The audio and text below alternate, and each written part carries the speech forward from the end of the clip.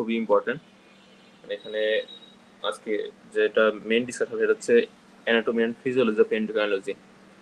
তাহলে আসলে এটা বোঝার উপরে ডিপেন্ড করতেছে পুরো এন্ডোক্রাইনোলজি চ্যাপ্টারটা আমাদের সহজ লাগবে না কঠিন লাগবে। এবং এই অংশ থেকে খুব ফ্রিকোয়েন্টলি কোশ্চেন আসে।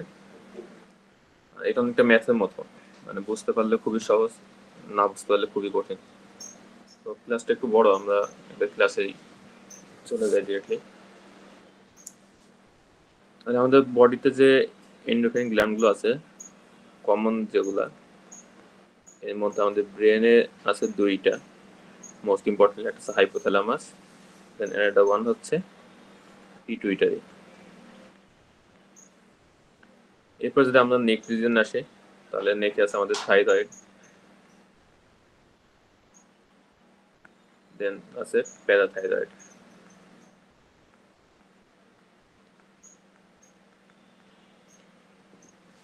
এরপরে অ্যাবডোমেনে আসলে আমরা পাবো হচ্ছে প্যানক্রিয়াস, দেন হচ্ছে অ্যাড্রিনাল মেডুলা,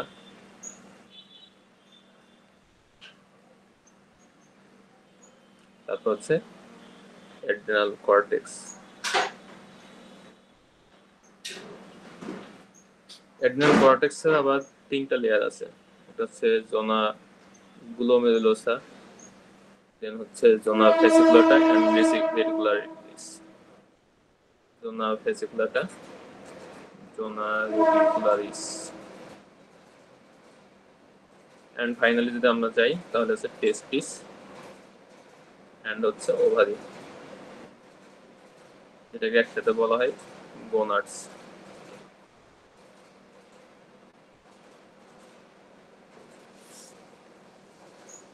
আমরা একদম নিচ থেকে আসি, তাহলে আমাদের টেস্টিস থেকে মেইন হরমোন রিলিজ হচ্ছে টেস্টোস্টেরন,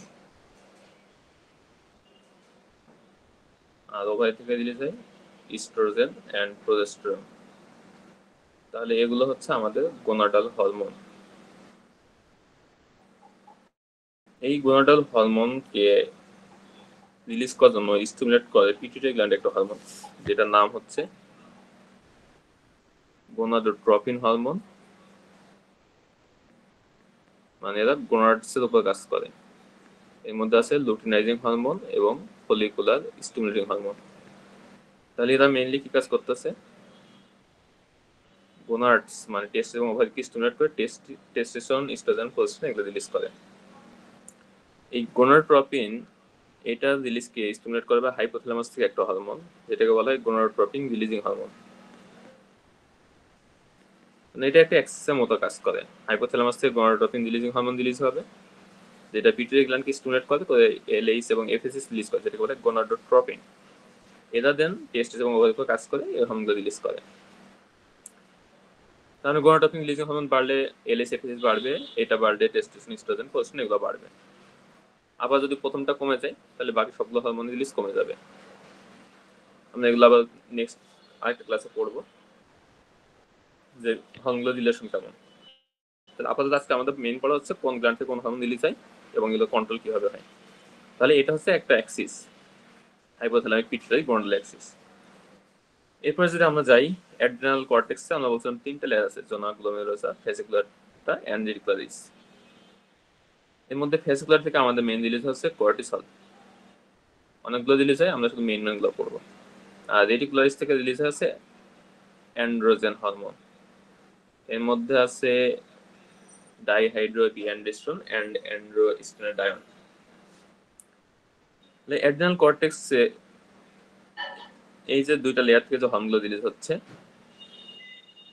এদেরকে আবার স্টিমুলেট করা হচ্ছে পিটুইটারি গ্ল্যান্ড থেকে একটা হরমোন রিলিজ হয়, যেটা হচ্ছে অ্যাড্রিনোকর্টিকোট্রপিক হরমোন বা এসিটিএইচ। তাহলে এসিটিএইচ কি করে? জোনা ভেসিকুলাটা এন্ড রেটিকুলারিসকে স্টিমুলেট করে কর্টিসল এবং অ্যাড্রিনাল অ্যান্ড্রোজেন রিলিজ করে।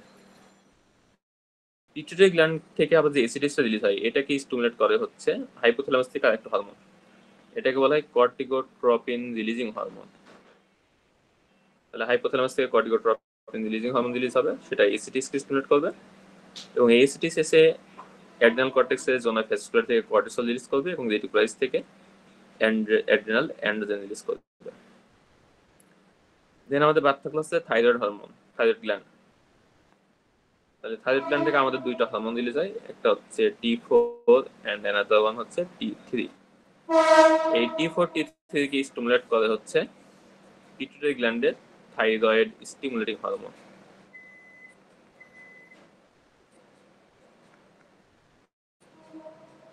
টিএসএস কে আবার এই যে পিটুইটারি গ্ল্যান্ড থেকে টিএসএস হবে, এটা রিলিজ কে স্টিমুলেট করে হাইপোথ্যালামাস থেকে একটা হরমোন, এটা হচ্ছে থাইরোট্রপিন রিলিজিং হরমোন।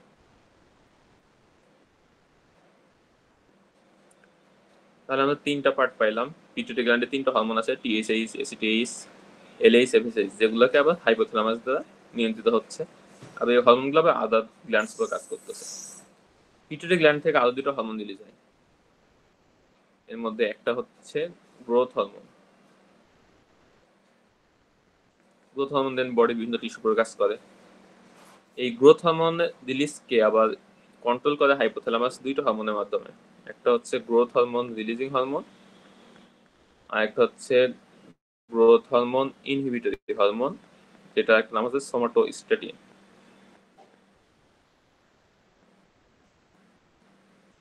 তাহলে এরা কি করে? গ্রোথ হরমোনকে স্টিমুলেট করে অথবা ইনহিবিট করে। পিটুইটারি গ্ল্যান্ডের অ্যানাদার হরমোন হচ্ছে প্রোল্যাকটিন। এটা মেইনলি ব্রেস্টের উপর কাজ করে মিল্ক সিক্রেশনে। এই প্রোল্যাকটিন হরমোনের উপরে আবার কাজ করে হচ্ছে হাইপোথ্যালামাসের ডোপামিন নামক একটা হরমোন। এতক্ষণ আমরা যে হরমোনগুলো পড়লাম, thyrotropin releasing hormone, corticotropin releasing hormone, then gonadotropin releasing hormone, growth hormone releasing hormone, এটা বেশিরভাগ হচ্ছে স্টিমুলেটরি হরমোন ছিল। একটা ছিল হচ্ছে গ্রোথ হরমোন ইনহিবিটরি হরমোন, যেটা গ্রোথ হরমোনকে ইনহিবিট করত। ডোপামিন হচ্ছে অ্যানাদার ইনহিবিটরি হরমোন, এবং এটা একটা সিগনিফিকেন্ট হচ্ছে ডোপামিন কন্টিনিউয়াসলি প্রোল্যাকটিনকে ইনহিবিট করে রাখে। তাহলে এটা আমরা এর আগে ক্লাসে বলছিলাম, এটাও পরীক্ষার সময় কোশ্চেন আসে, যে which pituitary hormone is under continuous inhibition of hypothalamus. তাহলে প্রোল্যাকটিন হরমোনটা কন্টিনিউয়াসলি ইনহিবিটেড থাকে বাই ডোপামিন হরমোন। তাহলে কোনো কারণে যদি আমরা এমন কোনো ড্রাগ ইউজ করি যেটা ডোপামিন লেভেল কমাই দিবে, তাহলে কি হয়? ইনহিবিটর ইফেক্টটা তখন থাকে না, প্রোল্যাকটিন সিক্রেশন তখন বেড়ে যায়। এটা আমরা পরবর্তীতে পড়বো যখন গ্যালাক্টোরিয়া পড়বো। তাহলে পিটুইটারি গ্ল্যান্ডে আমরা কয়টা হরমোন পাইলাম? এক নম্বর হচ্ছে থাইরয়েড স্টিমুলেটিং হরমোন, দেন হচ্ছে এসিটিএইচ, দেন হচ্ছে গোনাডোট্রপিন হরমোন, এর মধ্যে আছে এলএইচ এন্ড এফএসএইচ। তারপর পাইলাম হচ্ছে গ্রোথ হরমোন, এন্ড পাইলাম হচ্ছে প্রোল্যাকটিন। এই সবগুলো হরমোনই আবার কন্ট্রোল হইতেছে হাইপোথ্যালামাস দিয়ে। হাইপোথ্যালামাস থেকে আরো দুটো হরমোন রিলিজ হয়, একটা হচ্ছে অক্সিটোসিন, অ্যানাদার হচ্ছে অ্যান্টিডাইরেটিক হরমোন বা ভ্যাসোপ্রেসিন। এটা রিলিজ না হয়ে বলা যায় যে সিনথেসিস হয় হাইপোথ্যালামাসে। হাইপোথ্যালামাসে এটা তৈরি হওয়ার পর এটা আসে পিটুইটারি গ্ল্যান্ডে। আচ্ছা, এখানে একটা জিনিস বলে রাখি, পিটুইটারি গ্ল্যান্ডের দুইটা পার্ট আছে। একটা হচ্ছে অ্যান্টেরিয়র পিটুইটারি, আগে যতগুলো হরমোন বললাম এগুলো সবই রিলিজ হয় অ্যান্টেরিয়র পিটুইটারি থেকে। অক্সিটোসিন এন্ড অ্যান্টিডাইরেটিক হরমোন এই দুটো তৈরি হয় হাইপোথ্যালামাসে, দেন পিটুইটারি গ্ল্যান্ডে সেটা জমা থাকে, এবং পিটুইটারি গ্ল্যান্ডের পোস্টেরিয়র যে পার্ট বা পোস্টেরিয়র পিটুইটারি গ্ল্যান্ড, এখান থেকে এটা রিলিজ হয়। কারণ হাইপোথ্যালামাস থেকে এটা সরাসরি কিন্তু ব্লাডে রিলিজ হয় না, এটা পোস্টেরিয়র পিটুইটারিতে আসে, তারপরে রিলিজ হয়। তাহলে পরীক্ষা যদি কোশ্চেন আসে যে oxytocin and ADH are synthesis in posterior pituitary, তাহলে এটা একটা ফলস ইনফরমেশন। যদি বলা হয় রিলিজ ফ্রম পোস্টেরিয়র পিটুইটারি, তাহলে এটা ট্রু অ্যান্সার। আচ্ছা, এই হরমোনগুলোর মধ্যে আরেকটা পার্থক্য হচ্ছে এন্ট্রোপিটুইটারি যে হরমোনগুলো আছে এইগুলা মেইনলি আসে ভেসেলের মাধ্যমে বা সার্কুলেশনের মাধ্যমে হাইপোথ্যালামাস পিটুইটারি আসে। মানে হাইপোথ্যালামাস যেগুলো পিটুইটারি গ্ল্যান্ড হরমোন যেগুলো কন্ট্রোল করে, এই হরমোনগুলো যায় টিআরএইচ, সিআরএইচ, তারপরে gonadotropin releasing hormone, growth hormone releasing hormone, এগুলা। আর পোস্টেরিয়র পিটুইটারি যে হরমোনগুলো এগুলো আসছে নার্ভ এক্সনের মাধ্যমে। পরীক্ষায় কোশ্চেন আসতে পারে যে পিটুইটারি গ্ল্যান্ড থেকে কোন কোন হরমোন রিলিজ হয়, তারপর হাইপোথ্যালামাস থেকে কোন কোন হরমোন রিলিজ হয়, এরপরে পোস্টেরিয়র পিটুইটারি থেকে কোন কোন হরমোন রিলিজ হয়, আর আসতে পারে হচ্ছে যে পিটুইটারি গ্ল্যান্ডে কোন হরমোনটা কন্টিনিউয়াসলি ইনহিবিটেড থাকে বাই হাইপোথ্যালামাস। তাহলে মোটামুটি আমাদের বেশিরভাগ গ্ল্যান্ডই কভার হয়ে গেছে, কিছু গ্ল্যান্ড বাদ রয়েছে যেগুলো আমরা ব্লু কালার দিয়ে লিখে রাখছি। এর মধ্যে হচ্ছে প্যারাথাইরয়েড গ্ল্যান্ড। তাহলে প্যারাথাইরয়েড গ্ল্যান্ড মেইনলি কি করে? প্যারাথাইরয়েড হরমোন রিলিজ করে, যেটার ইম্পর্টেন্স হচ্ছে আয়োনাইজ ক্যালসিয়াম বাড়ায় ব্লাডে। এরপর প্যানক্রিয়াস। প্যানক্রিয়াসের সবথেকে ইম্পর্টেন্ট হরমোন হচ্ছে ইনসুলিন অ্যান্ড গ্লুকাগন। আরো কিছু হরমোন আছে, এই দুটো হচ্ছে বেশি। এটা রিলেটেড হচ্ছে গ্লুকোজ মেটাবলিজমের সাথে। দেন হচ্ছে অ্যাড্রিনাল মেডুলা। এখান থেকে আমাদের রিলিজ হয় হচ্ছে ক্যাটেকোলামাইন্স, নরঅ্যাড্রিনালিন অ্যান্ড অ্যাড্রিনালিন। আর অ্যাড্রিনাল কর্টেক্স বলছিলাম তিনটা লেয়ার আছে, zona, glomerulus, fascicular and reticularis. এর মধ্যে ভেসিকুলার এবং রেটিকুলারিস এটা তো পিটুইটারি গ্ল্যান্ড দ্বারা কন্ট্রোল হয়। আর অ্যাড্রিনাল কর্টেক্সের জোনা, গ্লোমেরুলাস যেটা, এখান থেকে রিলিজ হয় হচ্ছে অ্যালডোস্টেরন। এই গ্ল্যান্ডগুলো আলাদা করে লেখার কারণ হচ্ছে এই গ্ল্যান্ডগুলোর উপরে হাইপোথ্যালামাস এবং পিটুইটারি কোনো কন্ট্রোল নাই। তার মানে এগুলো হচ্ছে উইথাউট পিটুইটারি কন্ট্রোল। পরীক্ষায় একটা কমন কোশ্চেন হচ্ছে which one of the following endocrine glands are not control by pituitary gland. তাহলে কি কি পাইলাম? প্যারাথাইরয়েড গ্ল্যান্ড, প্যানক্রিয়াস, দেন হচ্ছে adrenal medulla and zona glomerulosa of adrenal cortex, এবং এখান থেকে রিলিজ হয় অ্যালডোস্টেরন হরমোন। তাহলে এগুলো কন্ট্রোল হয় কিভাবে? এটা তো ইম্পর্টেন্ট। বাকিগুলো তো হাইপোথ্যালামাস এবং পিটুইটারি দিয়ে কন্ট্রোল হইতেছিল। তাহলে প্যারাথাইরয়েড হরমোন গ্ল্যান্ড এটা কন্ট্রোল হয় ionised calcium, not total calcium, not bound calcium, এটা হচ্ছে আয়োনাইজড ক্যালসিয়াম। আয়োনাইজড ক্যালসিয়ামের উপর ডিপেন্ড করে প্যারাথাইরয়েড হরমোন সিক্রেশন কম বেশি হবে। প্যানক্রিয়াসের ইনসুলিন এবং গ্লুকাগন এটা মেইনলি ডিপেন্ড করে হচ্ছে গ্লুকোজের উপরে। তাহলে ব্লাড গ্লুকোজের উপর ডিপেন্ড করে ইনসুলিন এবং গ্লুকাগন রিলিজ কম বেশি হবে। অ্যাড্রিনাল মেডুলা এটা তো অনেকগুলো ফ্যাক্টরের উপর ডিপেন্ড করে, এটা একটু ডিফারেন্ট। অ্যাড্রিনাল কোয়ার্টেক্সের জোনা গ্লোমেরুলাস লেয়ার থেকে যে অ্যালডোস্টেরন রিলিজ হয়, এটা মেইনলি ডিপেন্ড করে হচ্ছে পটাশিয়াম আয়নের উপরে। আরো কিছু ফ্যাক্টর আছে, another ইম্পর্টেন্ট ফ্যাক্টর আছে রেনিন বা রেনিন অ্যানজিস্টেরন, রেনিন অ্যানজিওটেনসিন অ্যালডোস্টেরন সিস্টেম বা রাস সিস্টেম, মেইনলি হচ্ছে পটাশিয়ামের উপর ডিপেন্ড করে। তাহলে এই গ্ল্যান্ডগুলো হচ্ছে হাইপোথ্যালামাস এবং পিটুইটারি দিয়ে কন্ট্রোল হয় না, এদের কন্ট্রোল সিস্টেমটা আলাদা। বাকি যে গ্ল্যান্ডগুলো আমরা আলোচনা করলাম এগুলো সবাই একটা অ্যাক্সিস মেনটেন করে, হাইপোথ্যালামাস, পিটুইটারি অ্যান্ড বাকি যে গ্ল্যান্ডগুলো আছে এই অ্যাক্সিসটা মেনটেন করে। এই গ্ল্যান্ডগুলো সিক্রেশন কম হবে নাকি বেশি হবে, এইটা হাইপোথ্যালামাস এবং পিটুইটারি, বিশেষ করে পিটুইটারি গ্ল্যান্ডরা কন্ট্রোল হয়। তাহলে পিটুইটারি গ্ল্যান্ডের সিক্রেশনে কম বেশির উপর ডিপেন্ড করে বাকি যে গ্ল্যান্ডগুলো আছে সেগুলোরও সিক্রেশন কম বেশি হতে পারে। তবে ডিফারেন্ট হচ্ছে যেগুলো ব্লু কালার দিয়ে করা আছে এইগুলোর উপরে পিটুইটারি গ্ল্যান্ডের কোনো কন্ট্রোল নাই। এই অংশটা বুঝতে কোনো সমস্যা হচ্ছে?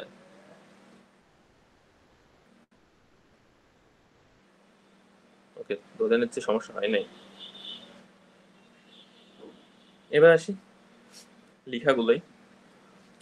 তাহলে ফার্স্ট লাইনে লেখা আছে আমাদের most endocrine glands are controlled by hormones released from pituitary, যেটা আমরা এখন আলোচনা করলাম। গ্ল্যান্ডস উইথাউট পিটুইটারি কন্ট্রোল, তাহলে এগুলো আমরা ডিসকাস করছি প্যানক্রিয়াস, প্যারাথাইরয়েড, তারপর adrenal medulla, zona glomerulosa of adrenal cortex. Placenta এবং পিনিয়াল গ্ল্যান্ড আলোচনা করা হয়নি কারণ এগুলো খুব একটা ইম্পর্টেন্ট না, জাস্ট পরীক্ষা এমসিকিউ জন্য লাগবে। এই রিলেটেড কোনো ডিজিজ এই চ্যাপ্টারে আলোচনা করা হয়নি। এরপরে anterior pituitary hormone secretion is controlled by substance produced in the hypothalamus and released into portal blood, which drains directly down the pituitary stalk. তার মানে হাইপোথ্যালামাস থেকে পিটুইটারি স্টকের মাধ্যমে পোর্টাল ব্লাড সার্কুলেশনের মাধ্যমে অ্যান্টিপিটুইটারি হরমোনগুলো সিক্রেশন কন্ট্রোল হয়। অপরদিকে পোস্টেরিয়র পিটুইটারি হরমোন যেগুলা অ্যান্টিথাইরয়েডিক hormone এবং অক্সিটোসিন, এরা সিনথেসাইজড হয় হচ্ছে হাইপোথ্যালামাসে। তার মানে পিটুইটারি গ্ল্যান্ড কিন্তু এগুলো তৈরি করে না, এটা হাইপোথ্যালামাসে তৈরি হয়, দেন নার্ভ একজনের মাধ্যমে ট্রান্সপোর্ট হয়ে পোস্টেরিয়র পিটুইটারি এসে জমা হয়, এখান থেকে দেন রিলিজ হয়। তাহলে এটা একটু খেয়াল করে দেখা লাগবে, অনেক সময় এমসিকিউতে এগুলো একটু ঘুরাই ফিরে অ্যান্সার করে। এরপর হচ্ছে হরমোনের ক্লাসিফিকেশন আমরা কয়েকভাবে করতে পারি। একটা হচ্ছে according to chemical nature, according to location of receptor and according to mechanism of action. Chemical স্ট্রাকচারের মধ্যে মেইনলি প্রোটিন বা peptide, glycoprotein, amino acid derivatives and steroid, এই চার ভাগে ভাগ করা যায়। বেশিরভাগ হরমোন হচ্ছে প্রোটিন বা পেপটাইড ইন নেচার। এর মধ্যে ইম্পর্টেন্ট আমাদের কমন হরমোনের মধ্যে আছে গ্রোথ হরমোন অ্যান্ড ইনসুলিন। গ্লাইকোপ্রোটিনের মধ্যে আছে আমাদের gonadotropic hormone like follicular stimulating hormone and luteinizing hormone. তারপরে thyroid stimulating hormone, human chorionic gonadotropin, erythropoietin, থ্রোম্বোপয়েটিন।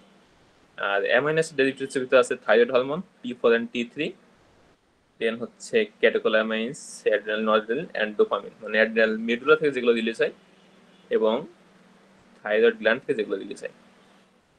এইগুলো মেইনলি তৈরি হয়েছে অ্যামাইনো অ্যাসিড টাইরোসিন থেকে, তাহলে এটা মনে রাখা লাগবে। স্টেরয়েডের মধ্যে মেইনলি হচ্ছে অ্যাড্রিনাল কর্টেক্স থেকে যেগুলো তৈরি হয়, like mineralocorticoid, glucocorticoid and adrenal androgen. এছাড়া টেস্টিস এবং ওভারি থেকে আমাদের সেক্স হরমোনগুলো তৈরি হয় এবং ভিটামিন ডি, এগুলো সবই হচ্ছে স্টেরয়েড ইন নেচার। তাহলে প্রোটিন এবং পেপটাইডের নাম্বার অনেকগুলো, এগুলো মুখস্থ না করে নিচেগুলো মুখস্থ করলে বেশি সহজ হবে। এগুলো পরীক্ষা খুব কমনলি আসে। Examples of glycoprotein, examples of amino acid derivatives and example of steroid hormone. এর হচ্ছে লোকেশন অফ রিসেপ্টর, এটাও খুবই ইম্পর্টেন্ট। তাহলে আমাদের রিসেপ্টরগুলো, হরমোনের যে রিসেপ্টরগুলো আছে এগুলো দুই জায়গায় থাকতে পারে, একটা হচ্ছে সেল মেমব্রেনে আর একটা হচ্ছে সেলের ভিতরে ইন্টারসেলুলারলি।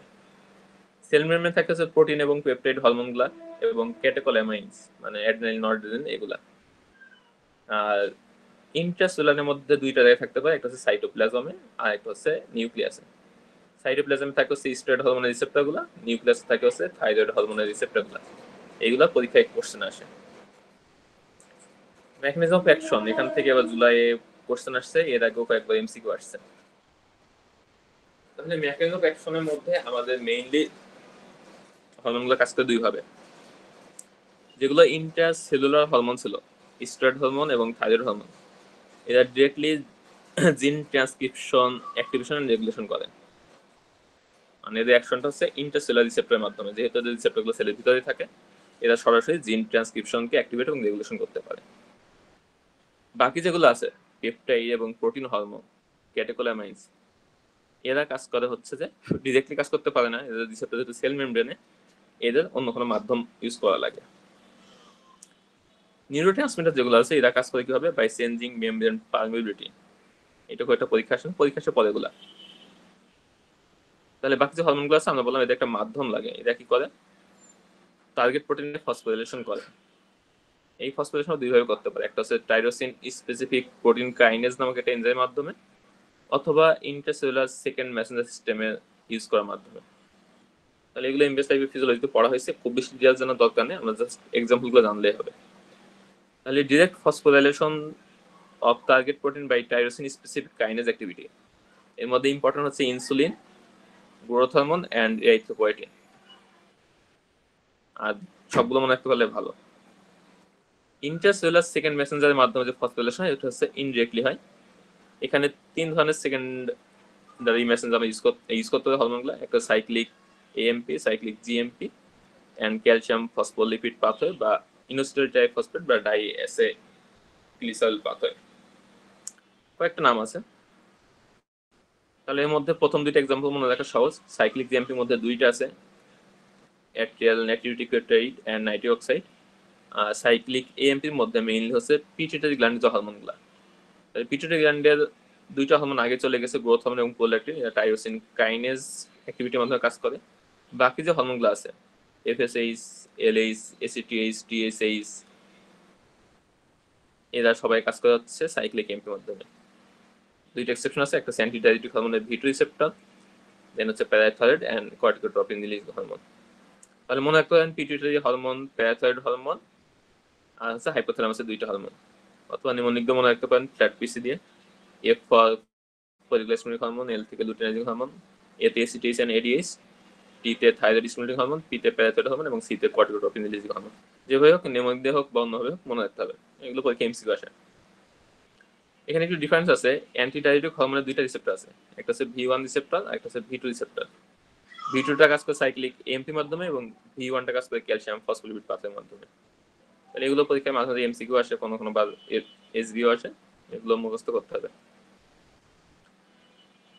এই ফিগারটা ডিভিশন থেকে নেওয়া, এটা আমরা অলরেডি ডিসকাস করে ফেলছি, জাস্ট একটু রিডিং দেখে যাই।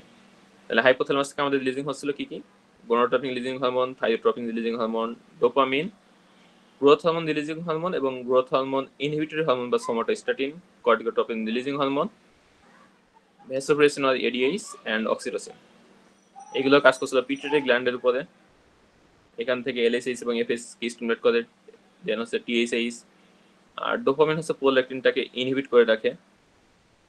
গ্রোথ হরমোন রিলিজিং হরমোন, এটা হচ্ছে গ্রোথ হরমোনকে স্টিমুলেট করে। সোমাটোস্ট্যাটিন যেটা, সেটা হচ্ছে গ্রোথ হরমোনকে ইনহিবিট করে। কোয়ার্টিকোট্রপিন রিলিজিং হরমোন, এটা এসিডিএসকে স্টিমুলেট করে। আর ভ্যাসোপ্রেসিন, অক্সিটোসিন, এই দুটা হচ্ছে পোস্টোপিটারি থেকে রিলিজ হয়। এর মধ্যে ভ্যাসোপ্রেসিন বেরিয়েছে, এটা কাজ করে ডিস্টাল নেফ্রনে। এটা মেইন কাজ হচ্ছে ওয়াটার রিঅ্যাবজর্পশন করা। আর অক্সিটোসিন রিলিজ হয় পোস্টোপিটারি থেকে, এটা হচ্ছে ইউটেরাস এবং ব্রেস্টের উপর কাজ করে, ল্যাকটেশন এবং পার্সুলেশনে হেল্প করে। বাকিগুলো ফাংশন আমরা ডিজিজ প্রসিডিউর পড়াশোনায় পড়বো। তাহলে এই বক্সটা হচ্ছে মানে সবগুলা হরমোন কোথা থেকে কোনটা রিলিজ হয় এগুলো পয়েন্ট সেট করে এবং তাদের মেইন যে ইফেক্ট আছে সেটা একসাথে করা। এই বক্সটা খুব ভালো করে পড়বেন। এখান থেকে কোশ্চেন থাকবে, এমসিকিউ থাকতে পারে, সিঙ্গেল বেস থাকতে পারে। এগুলো অলরেডি আমরা ডিসকাস করছি, এটা আলাদা করে আর ডিসকাস করবো না।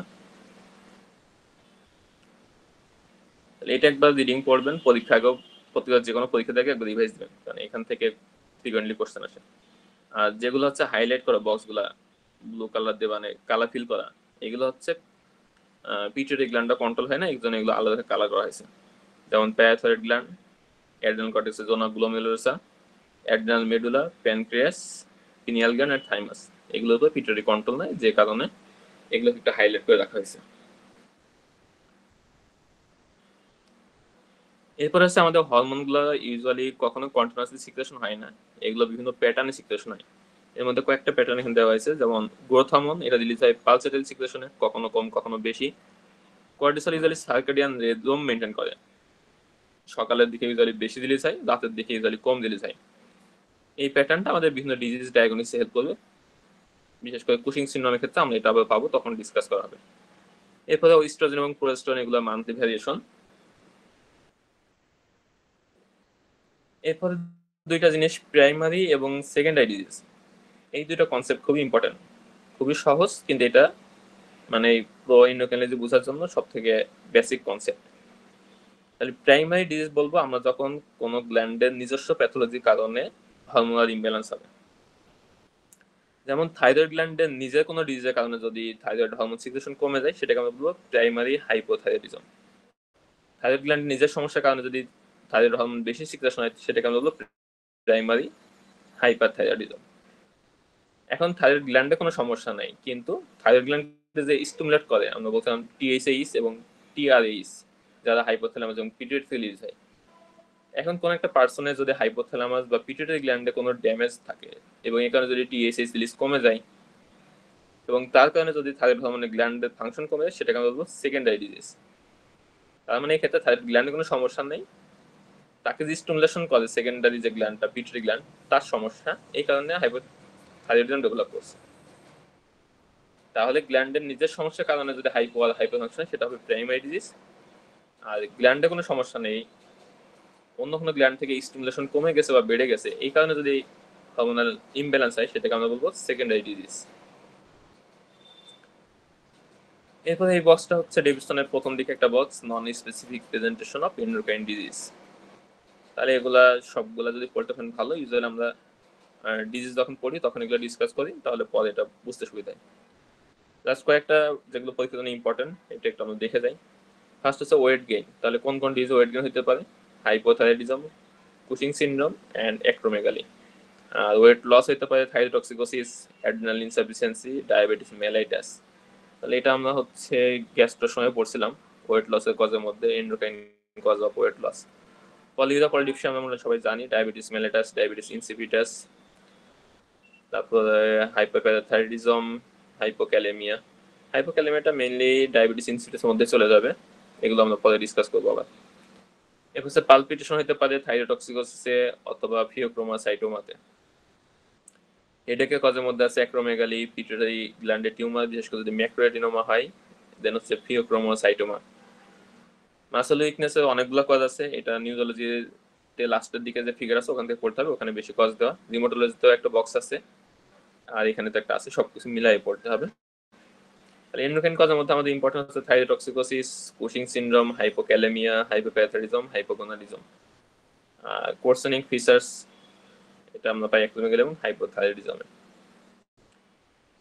এরপর হচ্ছে আমাদের এন্ডোক্রাইন গ্ল্যান্ডের মধ্যে খুবই ইম্পর্টেন্ট এবং যেটা প্রথমে ডিসকাস করেছে সেটা হচ্ছে থাইরয়েড গ্ল্যান্ড। থাইরয়েড গ্ল্যান্ডের সেলের মধ্যে দুই ধরনের সেল আমাদের জন্য ইম্পর্টেন্ট, একটা হচ্ছে ফলিকুলার এপিথেলিয়াল সেল আর একটা হচ্ছে parafollicular C cell. Follicular epithelial cell থেকে আমাদের মেইনলি থাইরয়েড হরমোনগুলো সিনথেসিস হয়, T4 এবং T3, আর প্যারাফলিকুলার সেল থেকে রিলিজ হয় ক্যালসিটোনিন, যেটা ডেভিডসনে বলছে কোনো ফিজিওলজিক্যাল সিগনিফিকেন্স নাই, আর কোনো জায়গায় বলছে এটা ক্যালসিয়াম লেভেল কমায়। থাইরয়েড হরমোন সিক্রেশনের জন্য আমাদের কয়েকটা জিনিস ইম্পর্টেন্ট যেটা প্রয়োজন হয়, এর মধ্যে একটা হচ্ছে আয়োডাইড। এটা হচ্ছে কি substrate for thyroid hormone synthesis. তাহলে কোনো পেশেন্ট যদি আয়োডাইড ডেফিসিয়েন্সি থাকে সেক্ষেত্রে পেশেন্টের হাইপোথাইরয়েডিজম ডেভেলপ করতে পারে। দেন হচ্ছে অ্যানাদার মাইক্রোনিউট্রিয়েন্ট লাগে হচ্ছে সেলেনিয়াম। সেলেনিয়ামটা দরকার হচ্ছে যে মনো ডি আয়োডিনেজ এনজাইমের জন্য। এনজাইমটা কি করে, T4 থেকে T3 তে কনভার্ট করে পেরিফেরাল সার্কুলেশনে। তাহলে এই এনজাইমটা যদি ডেফিসিয়েন্সি থাকে অথবা এই এনজাইমের যে কম্পোনেন্ট এটা যদি ডেফিসিয়েন্সি থাকে সেক্ষেত্রে পেশেন্টের হাইপোথাইরয়েডিজম ডেভেলপ করতে পারে। তাহলে এই এনজাইমের একটা ইম্পর্টেন্ট কম্পোনেন্ট হচ্ছে সেলেনিয়াম। তাহলে সেলেনিয়াম যদি কোনো পেশেন্টের ডেফিসিয়েন্সি থাকে সেক্ষেত্রে হাইপোথাইরয়েডিজম ডেভেলপ করতে পারে। তাহলে এটা পরীক্ষা কোশ্চেন আসে। তাহলে আয়োডাইড এবং সেলেনিয়াম এই দুটা ডেফিসিয়েন্সি হলে হাইপোথাইরয়েডিজম হতে পারে। এবার ডেইলি আয়োডাইড রিকোয়ারমেন্ট হচ্ছে আমাদের more than 100 microgram per day, যেটা প্রেগনেন্সিতে বা কিছু কিছু কন্ডিশনে আরো বেশি হতে পারে। থাইরয়েড গ্ল্যান্ড থেকে যে হরমোন রিলিজ হয় T4 এবং T3, এটার মধ্যে মেইনলি রিলিজ হয় হচ্ছে T4, এবং এই T3 টা ব্লাডে গিয়ে T3 তে কনভার্ট হয়, এবং এই কনভার্সনটা করা হচ্ছে মনোডি আয়োডিনেজ এনজাইম। T4 T3 কিছু বৈশিষ্ট্য আমাদের জানা লাগবে, যেমন T4 হচ্ছে প্রো হরমোন এবং লং হাফ লাইফ, আর T3 হচ্ছে মেইন অ্যাক্টিভ ফর্ম এবং হচ্ছে হাফ লাইফটা শর্ট। তাহলে থাইরয়েড হরমোনের মেইনলি অ্যাক্টিভ ফর্মটা হচ্ছে T3।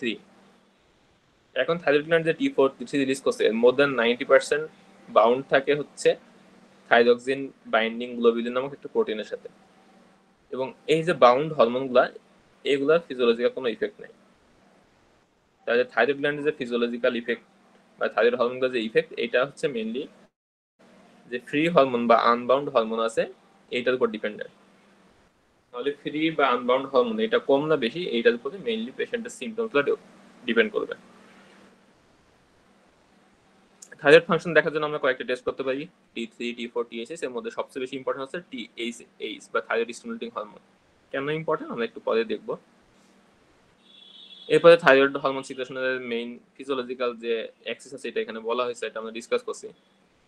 হাইপোথ্যালামাস থেকে আমাদের থাইরয়েড্রপিন রিলিজিং হরমোন রিলিজ হয়, যেটা অ্যান্টিপিটুইটারিকে স্টিমুলেট করে থাইরয়েড স্টিমুলেটিং হরমোন বা থাইরয়েড্রপিন রিলিজ করে। TH টা যেন থাইরয়েড গ্ল্যান্ডকে স্টিমুলেট করে T4 এবং T3 রিলিজ করে। THC একটা ইম্পর্টেন্ট আছে যে আয়োডাইন, যেটা হচ্ছে আমাদের থাইরয়েড হরমোন সিনথেসিসে লাগে, এই আয়োডিন আপটেকটা হয় হচ্ছে THC উপর ডিপেন্ডেবল। কারণ THC যদি বেশি থাকে আয়োডিন আপটেক বেশি হবে, THC যদি কমে যায় আয়োডিন আপটেক কমে যাবে। এটা কেন ইম্পর্টেন্ট এটা একটু পরে আমরা ডিসকাস করব।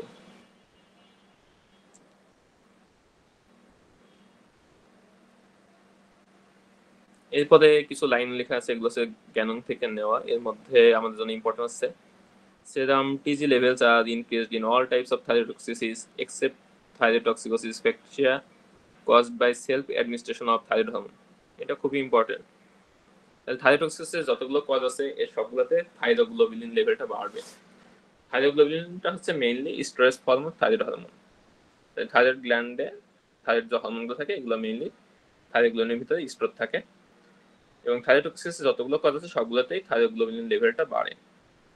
কিন্তু ফ্যাকটিশিয়াস থাইরোটক্সিকোসিস বা কেউ যদি বাইরে থেকে এক্সট্রা থাইরয়েড হরমোন খেয়ে হচ্ছে যে থাইরোটক্সিকোসিস নিয়ে প্রেজেন্ট করে, এই পেশেন্টগুলোর ক্ষেত্রে টিজি লেভেলটা হচ্ছে যে বাড়ে না, কম থাকে। তাহলে এটা হচ্ছে ডায়াগনোসিস আমাদের হেল্প করবে। আমরা যখন ফ্যাকটিশিয়াস থাইরোটক্সিকোসিস বা self administration of thyroid hormone এটা সিনারিও পাবো, সেক্ষেত্রে দেখবো সেরকম টিজি লেভেলটা কম আছে। টিজি মানে হচ্ছে এখানে থাইরোগ্লোবিউলিন। এবার আসি physiological effects of thyroid hormone. তাহলে থাইরয়েড হরমোনের ফিজিওলজিক্যাল ইফেক্ট আমরা যদি জানতে পারি তাহলে এখান থেকে থাইরোটক্সিকোসিস এবং হাইপোথাইরয়েডিজমের ফিচার আমরা সহজে বুঝতে পারবো। তাহলে ফার্স্টে হচ্ছে হার্টের উপরে কি ইফেক্ট আছে। এখানে আছে মেইন ইফেক্ট হচ্ছে ক্রোনোট্রপিক অ্যান্ড আয়োনোট্রপিক ইফেক্ট। সোজা কথা এখানে হচ্ছে হার্ট রেট দেন হচ্ছে ফোর্স অফ কন্ট্রাকশন, এই দুটা বাড়ায় মেইনলি। এর ফলে কি হয়, কার্ডিয়াক আউটপুট বাড়ে, সিস্টোলিক ব্লাড প্রেশারটা বেশি হয় বা হাইপার টেনশন করে।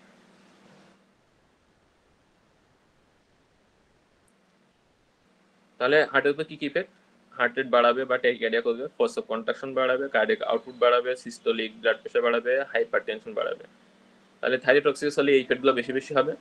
হাইপোথাইরয়েডিজম হলে ঠিক এর উল্টো হবে। তাহলে হাইপোথাইরয়েডিজম পেশেন্টগুলো ইউজুয়ালি ব্র্যাডিকার্ডিয়ানে প্রেজেন্ট করবে, আর থাইরয়েডটক্সিসিস পেশেন্টগুলো ইউজুয়ালি ট্যাকিকার্ডিয়ানে প্রেজেন্ট করবে। আর যদি এক্সেসিভ থাইরয়েড হরমোন রিলিজ হয় বা থাইরয়েডটক্সিস অনেক সিভিয়ার, সেক্ষেত্রে পেশেন্টগুলো তাহলে হার্ট ফেলার প্রেজেন্ট করতে পারে। এখানে একটা একটু ডিফারেন্ট আছে, সেটা হচ্ছে থাইরয়েডটক্সিসিস এবং হাইপোথাইরয়েডিজম দুইটা ক্ষেত্রে ব্লাড প্রেশার বাড়তে পারে, মানে হাইপারটেনশন দুইটা ক্ষেত্রে হতে পারে।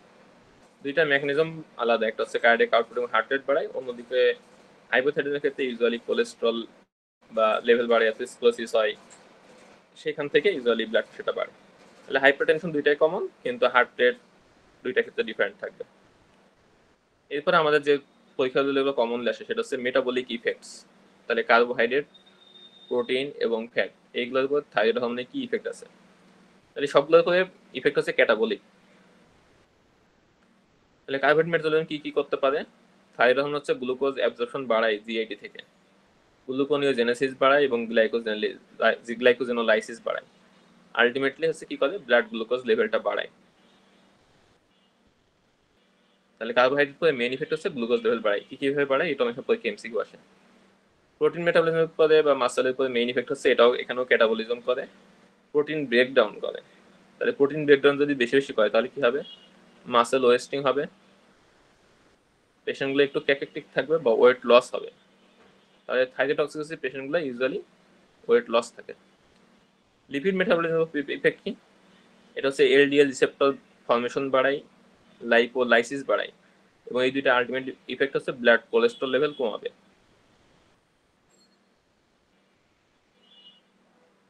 তাহলে থাইরয়েডটক্সিস যদি বেশি হয় তাহলে কোলেস্ট্রল কম হবে। যদি পেশেন্টের হাইপোথাইরয়েডিজম হয় তাহলে কি হবে, হাইপার লিপিডেমিয়া বা হাইপার কোলেস্ট্রলেমিয়া হবে। তাহলে হাইপোথাইরয়েড পেশেন্টের কোলেস্ট্রল লেভেল বেশি থাকবে। গাটের উপরে ইফেক্ট হচ্ছে একটা, তোমরা পড়ছি যে increase rate of carbohydrate absorption বা গ্লুকোজ লেভেল বাড়ানো।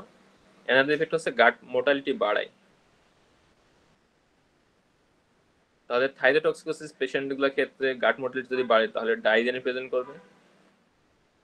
আর হাইপোথাইরয়েডিজম পেশেন্টগুলোর ক্ষেত্রে কি হবে, গাট মোর্টালিটি কমে যাবে, পেশেন্টগুলো কনস্টিপেশন হবে।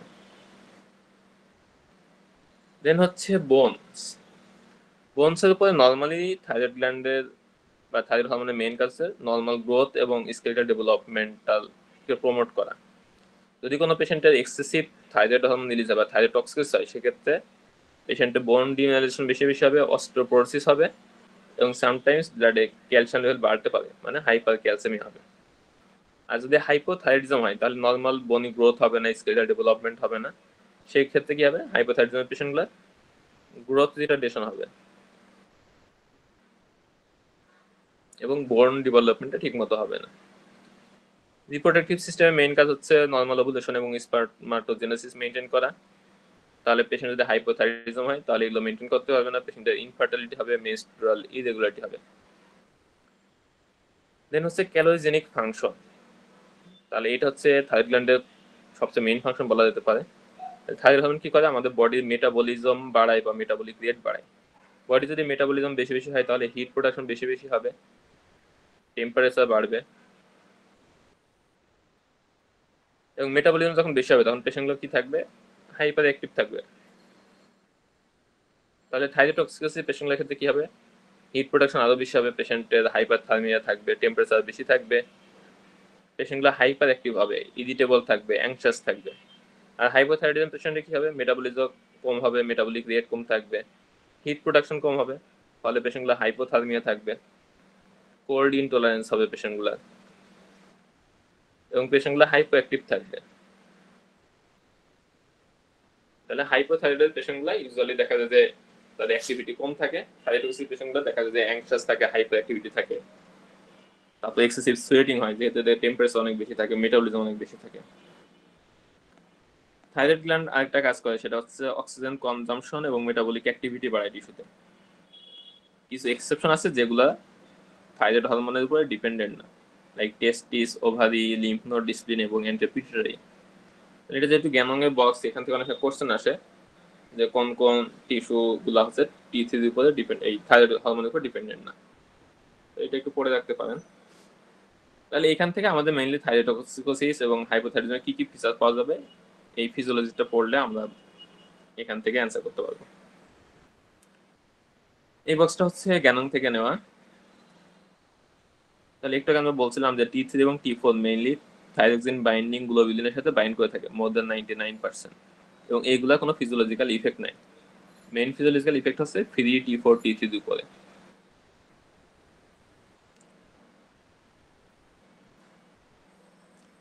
তাহলে কিছু কিছু কন্ডিশন আছে যে কন্ডিশনগুলোতে আমাদের থাইরক্সিন বাইন্ডিং গ্লোবিলিন এটা ব্লাডে বেড়ে যায়। এর মধ্যে সবচেয়ে ইম্পর্টেন্ট হচ্ছে ইস্ট্রোজেন। তাহলে যেসব কন্ডিশনে ইস্ট্রোজেন বাড়ে, like pregnancy, OCP, hormone therapy, tamoxifen বা ইনফার্টিলিটি, লিভার ডিজ, এই কন্ডিশনগুলোতে ইস্ট্রোজেন বাড়ার কারণে থাইরক্সিন বাইন্ডিং গ্লোবিলিন বেড়ে যায়, টোটাল প্লাজমা টি4 এগুলো বেড়ে যায়। অপরদিকে নেফ্রোটিক সিনড্রোম, স্টেরয়েড, অ্যান্ড্রোজেন, ড্যানাজল, এই কন্ডিশনগুলোতে কি হয়, থাইরক্সিন বাইন্ডিং গ্লোবিলিন এটা কমে যায়, ফলে টোটাল যে প্লাজমা টি4 আছে এগুলো কমে যায়। কিন্তু এই দুইটা কন্ডিশনে ফ্রি টি4 টি3 এগুলো কোনো চেঞ্জ হয় না, যেহেতু থাইরয়েড গ্ল্যান্ডে কোনো সমস্যা নাই। টিএসিসও কোনো চেঞ্জ হয় না, যেহেতু ফ্রি টি4 টি3 নর্মাল আছে। পেশেন্টগুলো ক্লিনিক্যালি উইথ থাইরয়েড থাকেন। তাহলে এটা ক্লিনিক্যাল সিগনিফিকেন্স কি, আমরা যখন থাইরয়েড ফাংশন টেস্ট অ্যাসেস করব, তখন আমরা সবসময় ফ্রি টি4 টি3 এবং টিএসিস এটা অ্যাসেস করব। যদি আমরা টোটাল টি4 টোটাল টি3 এগুলো অ্যাসেস করি, তাহলে এই ধরনের যদি কোনো কন্ডিশন থাকে বা কোনো ড্রাগস পেশেন্ট ইউজ করে, তাহলে সেক্ষেত্রে অ্যাবনর্মাল রেজাল্ট আসতে পারে, যেটা পেশেন্টের সাথে কোনো রিলেশন নাই বা ক্লিনিক্যালি কোনো সিগনিফিকেন্স নেই। তাহলে আমরা যখন থাইরয়েড ফাংশন টেস্ট দেবো, অবশ্যই ফ্রি টি4 টি3 এগুলো চেক করবো। এবার আসি interpretation of thyroid function test. তাহলে এটা হচ্ছে পরীক্ষার জন্য খুবই ইম্পর্টেন্ট। তাহলে থাইরয়েড ফাংশন টেস্ট চেক করার সময় আমাদের সবচেয়ে ইম্পর্টেন্ট হচ্ছে টিএসএস লেভেলটা দেখা, টিএস লেভেল কম নাকি বেশি, এইটার উপরে অনেক কিছু ডিপেন্ড করে।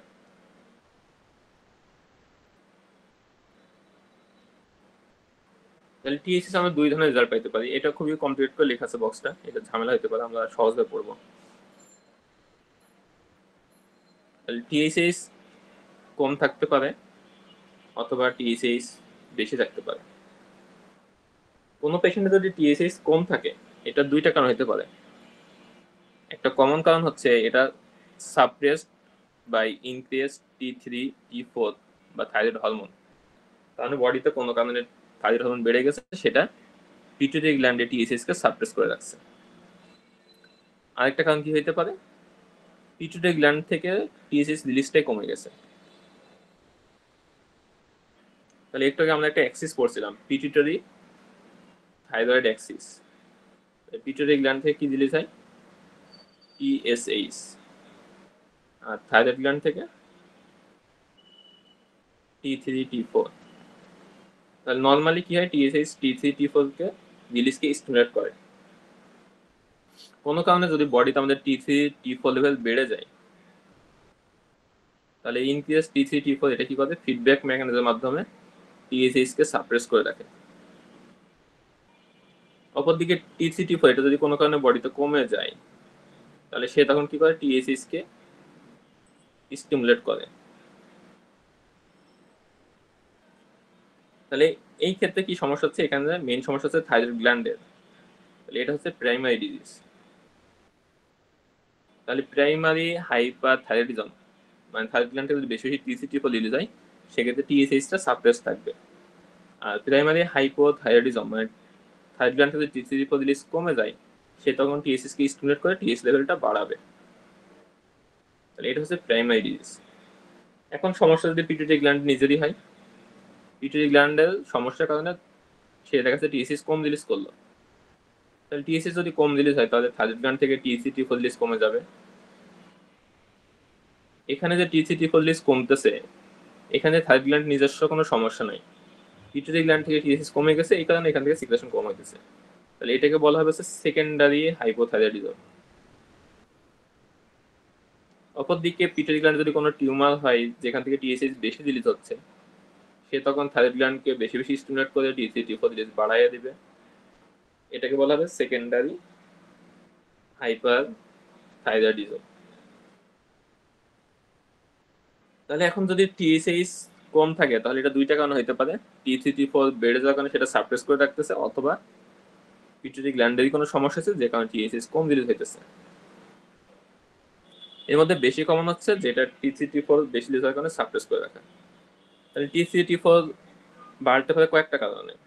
যদি থাইরয়েড গ্ল্যান্ড বেশি বেশি সিক্রেশন করে তার মানে প্রাইমারি থাইরোটক্সিকোসিস। মানে থাইরয়েড গ্ল্যান্ড থেকে যদি বেশি বেশি টি3, টি4 রিলিজ হয় সে কি করবে, টিএসএইচ কে সাপ্রেস করে রাখবে। তাহলে টি3, টি4 বেশি, টিএসএইচ সাপ্রেস, তাহলে মোস্ট লাইক ডায়াগনোসিস হচ্ছে প্রাইমারি থাইরোটক্সিকোসিস। আর কি হইতে পারে, যদি ফ্যাকটিশিয়াস থাইরোটক্সিকোসিস হয়, তার মানে কেউ যদি ইচ্ছাকৃতভাবে বেশি বেশি থাইরয়েড হরমোন খেয়ে থাকে, অথবা যদি থাইরয়েড হরমোনের ওভারডোজ হয়, তাহলে সেক্ষেত্রে কি হবে, নর্মালি আমরা যে থাইরয়েড হরমোনগুলো সাপ্লিমেন্টেশন দিই বা ট্রিটমেন্ট দিই, সেক্ষেত্রে আমরা কি করি, টি4 দিই বা থাইরক্সিন দিই। তাহলে ট্রিটমেন্ট যদি ওভারডোজ হয় অথবা যে ফ্যাকটিশিয়াস হয়, সেক্ষেত্রে কি হবে, মেইনলি টি4টা বেশি বেশি বাড়বে, টিএসএইচটা সাপ্রেস থাকবে। আর একটা কি হতে পারে, সাবক্লিনিক্যাল থাইরোটক্সিকোসিস। সাবক্লিনিক্যাল থাইরোটক্সিকোসিস কি হয়, এখানে টি3, টি4টা মানে নর্মাল লিমিটের বাইরে যায় না, নর্মাল লিমিটের মধ্যে থাকে কিন্তু আপার রেঞ্জে থাকে, তার মানে আপার লিমিট অফ নর্মাল রেঞ্জ। তার মানে এখানে এখনো পুরোপুরি থাইরোটক্সিকোসিসটা ডেভেলপ করে না। তাহলে এই ক্ষেত্রে যখন টি3, টি4টা আপার লিমিটে চলে যাবে তখনও টিএসএইচটা সাপ্রেস থাকবে, কারণ টিএসএইচ চেঞ্জটা আগে আসে।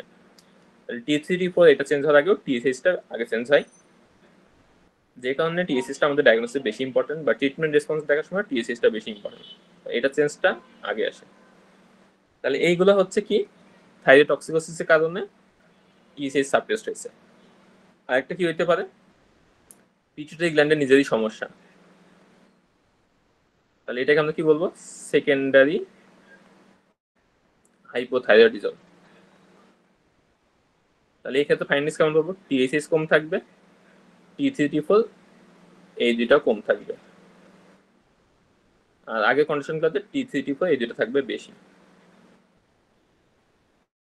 তাহলে টি3, টি4 বেশি এর সাথে টিএসএইচ কম, আমাদের ডিফারেন্সিয়াল আসবে প্রাইমারি থাইরোটক্সিকোসিস, অথবা হচ্ছে ওভার ট্রিটমেন্ট, অথবা হচ্ছে ফ্যাকটিশিয়াস থাইরোটক্সিকোসিস। আর যদি টি3, টি4 আপার লিমিট অফ নর্মালে থাকে সেক্ষেত্রে সাবক্লিনিক্যাল থাইরোটক্সিকোসিস। আর যদি টিএসএইচ কম এর সাথে টি3, টি4 এটাও কম থাকে, তাহলে আমাদের ডায়াগনোসিস হবে সেকেন্ডারি হাইপোথাইরয়েডিজম। এখন কোনো পেশেন্ট যদি টিএসএইচ বেশি থাকে তাহলে সেক্ষেত্রে একই রকম, একটা হইতে পারে এই টিএসএইচটা বাড়ছে ডিউ টু প্রাইমারি হাইপোথাইরয়েডিজম, মানে টি3, টি4 রিলিজ কমে গেছে যে কারণে এটা পিটুইটারি গ্ল্যান্ডকে স্টিমুলেট করে বেশি বেশি টিএসএইচ রিলিজ করতেছে। আরেকটা হইতে পারে পিটুইটারি গ্ল্যান্ডের নিজেরই কোনো সমস্যার কারণে টিএসএইচ বেশি বেশি রিলিজ হচ্ছে। তাহলে প্রথম কন্ডিশন টি3, টি4 কম থাকবে, সেকেন্ড কন্ডিশনটাতে টি3, টি4 বেশি থাকবে। তাহলে এইটাই বক্সটাকে মানে বিভিন্ন ভাবে দেওয়া হয়েছে আর কি।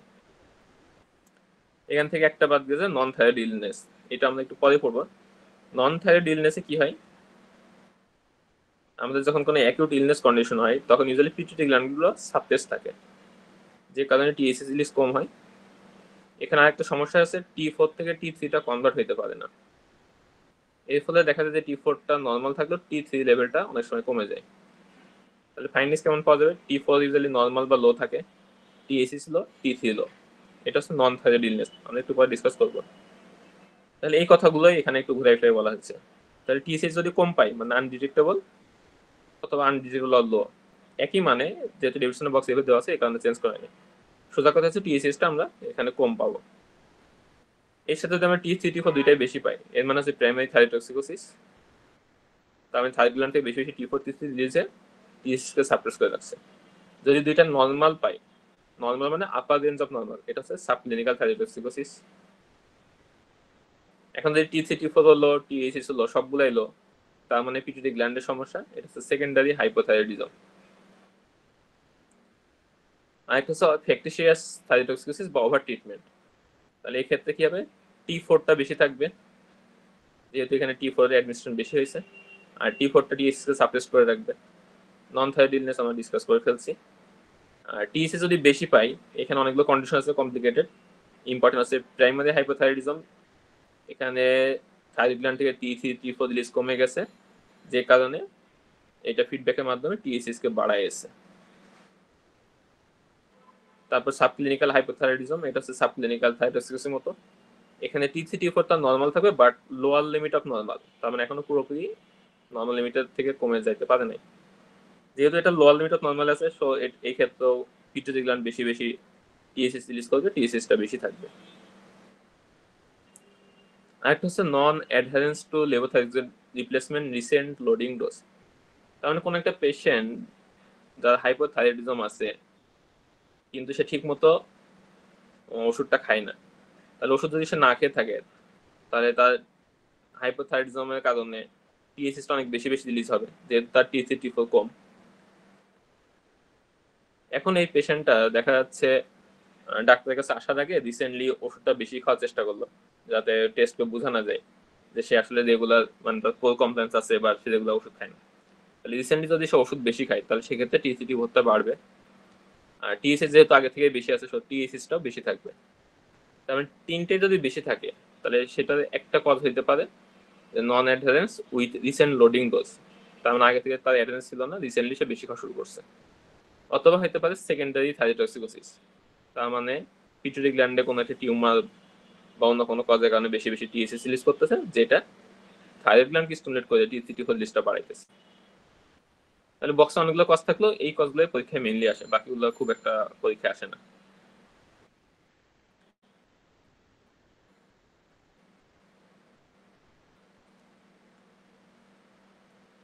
এরপর আসি থাইরয়েডটক্সিকোসিস।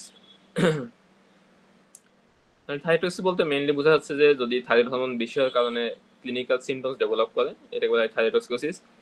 এর মধ্যে মোস্ট কমন কজ হচ্ছে গ্রেভস ডিজিজ, আর আদার কমন কজের মধ্যে আছে মার্টিনোডুলার গয়টার, টক্সিক অ্যাডিনোমা এবং থাইরয়েডাইটিস।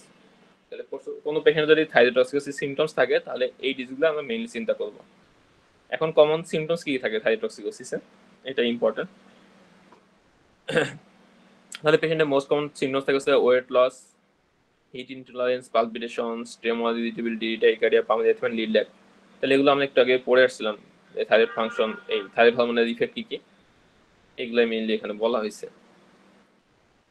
এখানে একটা জিনিস ইম্পর্টেন্ট, থাইরয়েড হরমোনগুলোর অ্যাড্রিনার্জিক টাইপ অ্যাক্টিভিটি আছে, মানে অ্যাড্রেনালিন, নরঅ্যাড্রেনালিন বা সিম্প্যাথেটিক হরমোনগুলো রিলিজ হওয়ার কারণে যে অ্যাক্টিভিটিগুলো হয়, থাইরয়েড হরমোনগুলো বেশি হলেও এই ধরনের সিমটমস বা সাইন্স দেখা যেতে পারে। এই কারণে থাইরয়েডটক্সিস সব পেশেন্টের ক্ষেত্রে দেখা যায় লিড রিডাকশন বা লিড ল্যাগ থাকে, due to potentiation of sympathetic innervation of levator পাথওয়েজ সুপিরিয়রিটিস। তাহলে এটা কেন ইম্পর্টেন্ট? এটা ইম্পর্টেন্ট হচ্ছে থাইরয়েডটক্সিস যতগুলো কজ আছে সবগুলোতেই লিড ল্যাগ রিডাকশন থাকবে। তবে যদি কোনো পেশেন্টের গ্রেভস ডিজিজের কারণে থাইরয়েডটক্সিস হয়, যেটা মোস্ট কমন কজ অফ থাইরয়েডটক্সিকোসিস, এই ক্ষেত্রে কিছু এক্সট্রা বা স্পেসিফিক ফিচার্স পাওয়া যায়। তাহলে এই ফিচার্সগুলো পাইলে আমরা তখন বলতে পারবো যে এই ক্ষেত্রে ডায়াগনোসিস আছে গ্রেভস ডিজিজ। তাহলে কি কি features specific for graves disease? একটা হচ্ছে গ্রেভস অপথলমোপ্যাথি, সেকেন্ড হচ্ছে প্রিটিবিয়াল মিক্সিডেমা, এন্ড থার্ড হচ্ছে থাইরয়েড অ্যাক্রোপ্যাসি। গ্রেভস অপথলমের মধ্যে কি কি আছে? পেরিঅরবিটাল ইডিমা, কনজাংটিভাল ইরিটেশন বা কনজাংটিভাল ইনজেকশন বা কেমোসিস যাই বলি, এক্সোপথ্যালমাস এন্ড ডিপ্লোপিয়া। আর থাইরয়েড অ্যাক্রোপ্যাসি হচ্ছে এটা দেখবেন ফিঙ্গার ক্ল্যাম্পিংও থাকে, পেরিঅস্টাল হাইপারট্রফি। তাহলে এই ধরনের কোনো ফিচার যদি থাকে, তাহলে আমরা সেক্ষেত্রে বলতে পারবো যে এই পেশেন্টটার থাইরয়েডটক্সিকোসিস কজ হচ্ছে গ্রেভস ডিজিজ।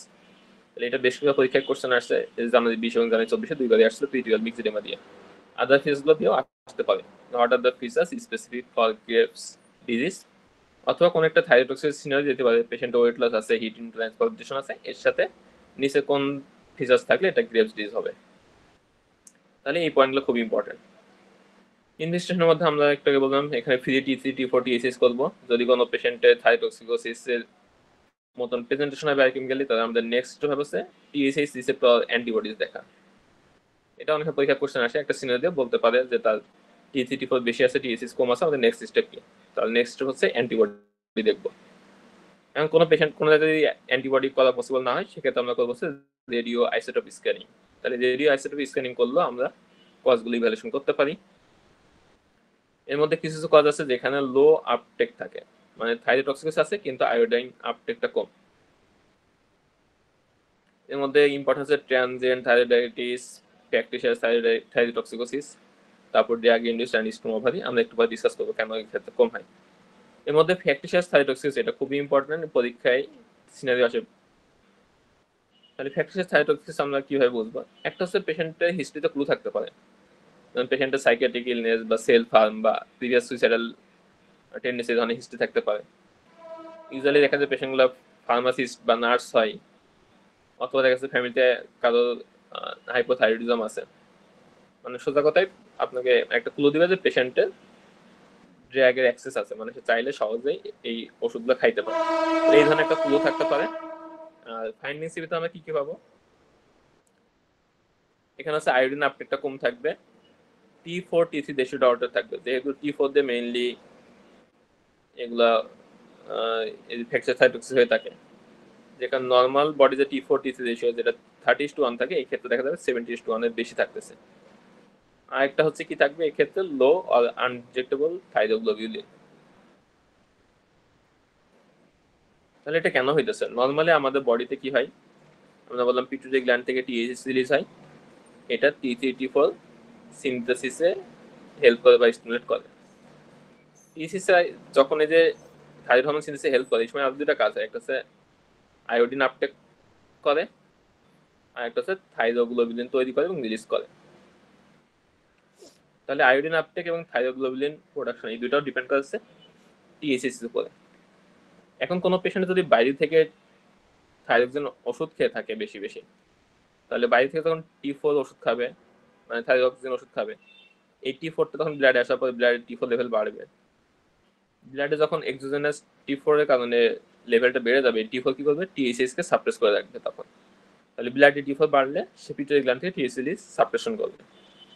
তাহলে ব্লাড থেকে তখন এই টিএসএইচ যখন পিটুইটারি গ্ল্যান্ড থেকে সাপ্রেশন হবে, তখন থাইরয়েড গ্ল্যান্ডে যে T3 T4 তৈরি হচ্ছিল এবং আয়োডিন আপটেক এবং থাইরোগ্লোবিউলিন রিলিজ হইতেছিল, এগুলো সবই সাপ্রেসড হয়ে যাবে। তাহলে এখানে আয়োডিন আপটেক করবে না নতুন করে, যেহেতু ব্লাড অলরেডি T4 বেশি আছে, তার নতুন করে T4 রিলিজ তৈরি করার দরকার নাই, নতুন করে থাইরোগ্লোবিউলিন তৈরি করার দরকার নাই। তাহলে বাইরে থেকে যদি আমরা T4 দিয়ে থাকি বা একটোপিক কোনো সোর্স থেকে T4 এসে থাকে, তাহলে সেক্ষেত্রে আয়োডিন আপটেকটা কমে যাবে, থাইরোগ্লোবিউলিন প্রোডাকশনও কমে যাবে এবং রিলিজও কমে যাবে। তাহলে ফ্যাকটিশিয়াস থাইরোটক্সিকোসিস একটা ইম্পর্টেন্ট ফিচার্স হচ্ছে এই পেশেন্টগুলোর ক্ষেত্রে আয়োডিন আপটেক এবং থাইরোগ্লোবিউলিন লেভেলটা কম থাকবে। আর এর সাথে যেহেতু এখানে T4টাই বেশি বেশি পেশেন্ট খাইতেছে, সো T4 এবং T3 রেশিও, এই রেশিওটা কমে যাবে। আর কিছু এক্সপ্লেনেশন আছে, এটা মনে রাখা সহজ আর কি। ইসিজি করলে আমরা থাইরোটক্সিসের ক্ষেত্রে খুব কমন, এটা আমরা জানি, সাইনাস টাইকাইডা থাকতে পারে, অ্যাট্রিয়াল ফিব্রিলেশন থাকতে পারে। ম্যানেজমেন্টের মধ্যে এখানে যেহেতু সিম্প্যাথেটিক পোটেনসিয়েশন হয়, সো আমরা সিম্প্যাথেটিক অ্যাক্টিভিটি কমানোর জন্য নন সিলেক্টিভ বিটা ব্লকার ইউজ করতে পারি, প্রোপানল, নেডোলল। কোনো পেশেন্ট যদি কন্ট্রাইন্ডিকেট থাকে, লাইক যদি অ্যাজমা পেশেন্ট থাকে, আমরা যদি বিটা ব্লকার ইউজ না করতে পারি, সেক্ষেত্রে ভ্যারাপামিল ইউজ করতে পারি। এরপর হচ্ছে অ্যাট্রিয়াল ফিব্রিলেশন ইন থাইরোটক্সিকোসিস। তাহলে খুবই ইম্পর্টেন্ট, 10% পেশেন্ট থাইরোটক্সিকের ক্ষেত্রে আমরা অ্যাট্রিয়াল ফিব্রিলেশন পাইতে পারি। সাবক্লিনিকাল থাইরোটক্সিকোসিস বা ওমোজেগন থাইরোটক্সিস সবগুলোর ক্ষেত্রে এএফ থাকতে পারে। কোনো পেশেন্ট যদি কন্ট্রাইন্ডিকেট না থাকে, সেক্ষেত্রে আমাদের অ্যান্টিকোয়াগুলেশন ইউজ করা লাগতে পারে। এগুলো খুব একটা ইম্পর্টেন্ট না। আচ্ছা, আরেকটা যেটা ইম্পর্টেন্ট পরীক্ষার জন্য থাইরোটক্সিকোসিস ক্রাইসিস। তাহলে এটা হচ্ছে acute emergency condition of thyrotoxicosis.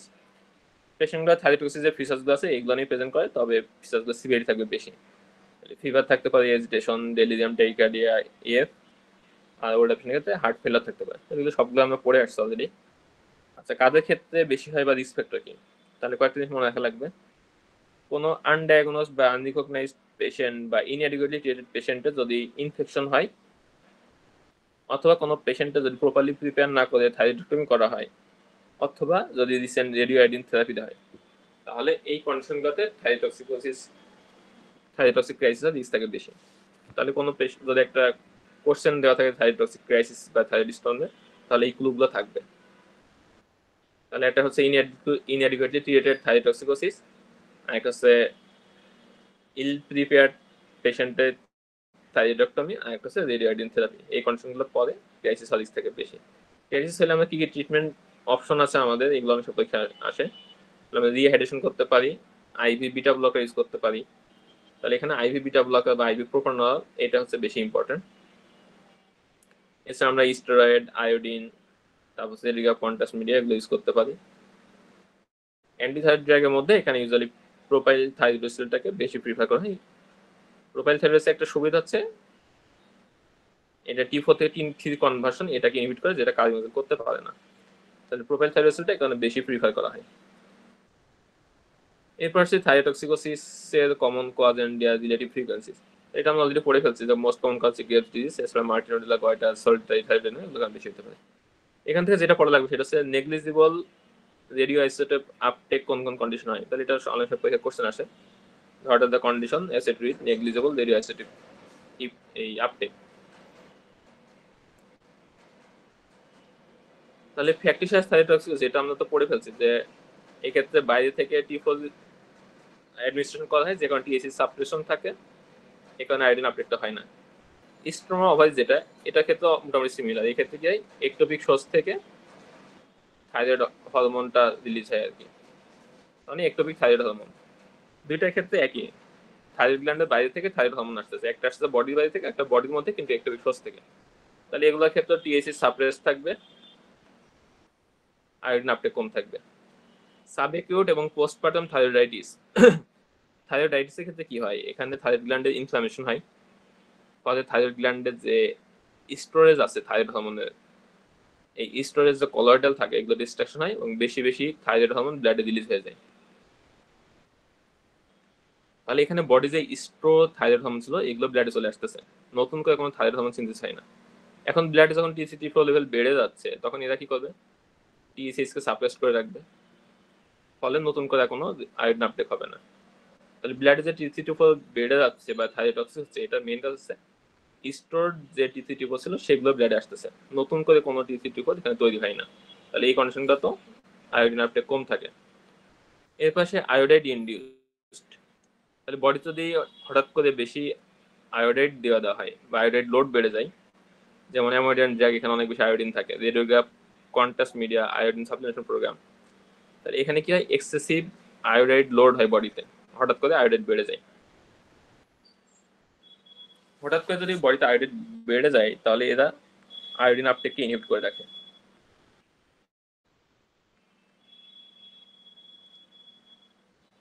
তাহলে এটা একটা নাম আছে, ওলফ-চাইকোভ ইফেক্ট, আমরা পরে পড়বো। এই ক্ষেত্রে কি হয়, যে হঠাৎ করে বডিতে এক্সেসিভ আয়োডিন বেড়ে গেলে বা আয়োডিন লোড বেড়ে গেলে এরা আয়োডিন আপটেককে ইনহিবিট করে রাখে। তাহলে এই কন্ডিশনগুলো তো আমরা রেডিও আয়োডিন যে আপটেক, এটা যদি এক্সামিন করি, রেডিও অ্যাসিড আপটেক দেখলে দেখবো রেডিও আয়োডিন আপটেকটা এখানে কমে গেছে। তাহলে কোন কোন কন্ডিশনে রেডিও আয়োডিন আপটেক কমে যায় ইন কেস অফ থাইরোটক্সিকোসিস, এগুলো অনেক পরীক্ষা আসে। তাহলে এই কজগুলো একটু মনে রাখা লাগবে, মেকানিজম মনে রাখলে আশা করা যায় মনে থাকবে সহজে। এরপর establishing the differential diagnosis in thyrotoxicosis. তো আমি থাইরোটক্সিকটা পেশেন্ট পাইলে আমরা কিভাবে এটা ডিফারেন্সিয়েট করতে পারি। তাহলে একটা হচ্ছে আমরা ক্লিনিক্যালি দেখতে পারি, যে ক্লিনিক্যালি গ্রেভস ডিজিজের কোনো ফিচার্স আছে কিনা। একটু আগে আমরা বলছিলাম গ্রেভস অপথ্যালমোপ্যাথি, প্রিটিবিয়াল মিক্সোডেমা, থাইরয়েড অ্যাক্টোপ্যাথি, আর এখানে একটা যোগ হচ্ছে ডিফিউজ গোয়াইটার উইথ ব্রুই। তাহলে কোনো পেশেন্টের যদি থাইরোটক্সিকোসিস ফিচার্স থাকে, যদি ডিফিউজ গোয়াইটার উইথ ব্রুই থাকে, তাহলে এটা হচ্ছে গ্রেভস ডিজিজ। গ্রেভস অপথ্যালমোপ্যাথি ফিচার্স আমরা পড়ে ফেলছি, এক্সোথ্যালমাস, প্রিটিবিয়াল, পেরিঅরবিটাল লগ, কংক্রিটাল, এগুলো আগে পড়া হয়েছে। আর কি করতে পারি, ইনভেস্টিগেশনের মধ্যে আমরা একটা দেখতে পাচ্ছি thyroid stimulating hormone receptor antibody আছে কিনা। তাহলে টিএইচসি রিসেপ্টর অ্যান্টিবডি যদি কোনো পেশেন্টের পজিটিভ থাকে, তাহলে this is confirmatory for graves disease. তাহলে গ্রেভস ডিজিজ আমরা ক্লিনিক্যালি ডায়াগনোস করতে পারি, অথবা অ্যান্টিবডি দেখেও ডায়াগনোস করতে পারি। এটা হচ্ছে পরীক্ষা সিনারির জন্য। যদি অ্যান্টিবডি টেস্ট বা সুযোগ না থাকে, সেক্ষেত্রে আমরা বলছিলাম রেডিও আয়োডিন আপটেক করতে পারি। আপটেক করে যদি আমরা দেখি কোনো একটা সিঙ্গেল জায়গায় আপটেক বেশি, বাকিগুলোতে আপটেক কম, তাহলে ইন্ডিকেট করে টক্সিক অ্যাডিনোমা। যদি মাল্টিপল প্যাচি আপটেক থাকে, তাহলে এটা হচ্ছে মাল্টিনোডুলার গয়টার। আর যদি ডিফিউজ আপটেক থাকে, তাহলে এটা হচ্ছে গ্রেভস ডিজিজ। তাহলে গ্রেভস ডিজিজের ক্ষেত্রে আমাদের রেডিও আয়োডিন আপটেক করলে আমরা দেখবো ডিফিউজ আপটেক আছে। একটু করে আমরা ছবি দেখবো, ছবি দেখলে একটু ক্লিয়ার হয়ে যাবে। Clinical features of thyroid dysfunction, তাহলে এটা আমরা অলরেডি বেশ করে ডিসকাস করে ফেলছি।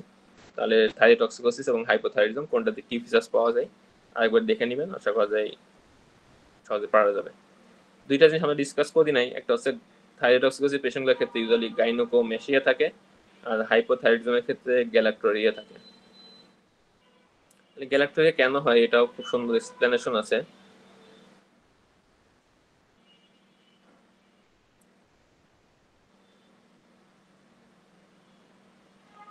এই ছবিটা যদি আমরা দেখি তাহলে থাইরয়েডট্রপিন রিলিজিং হরমোন, এটার একটা ইম্পর্টেন্ট ফাংশন হচ্ছে এরা প্রোল্যাকটিনকে স্টিমুলেট করতে পারে।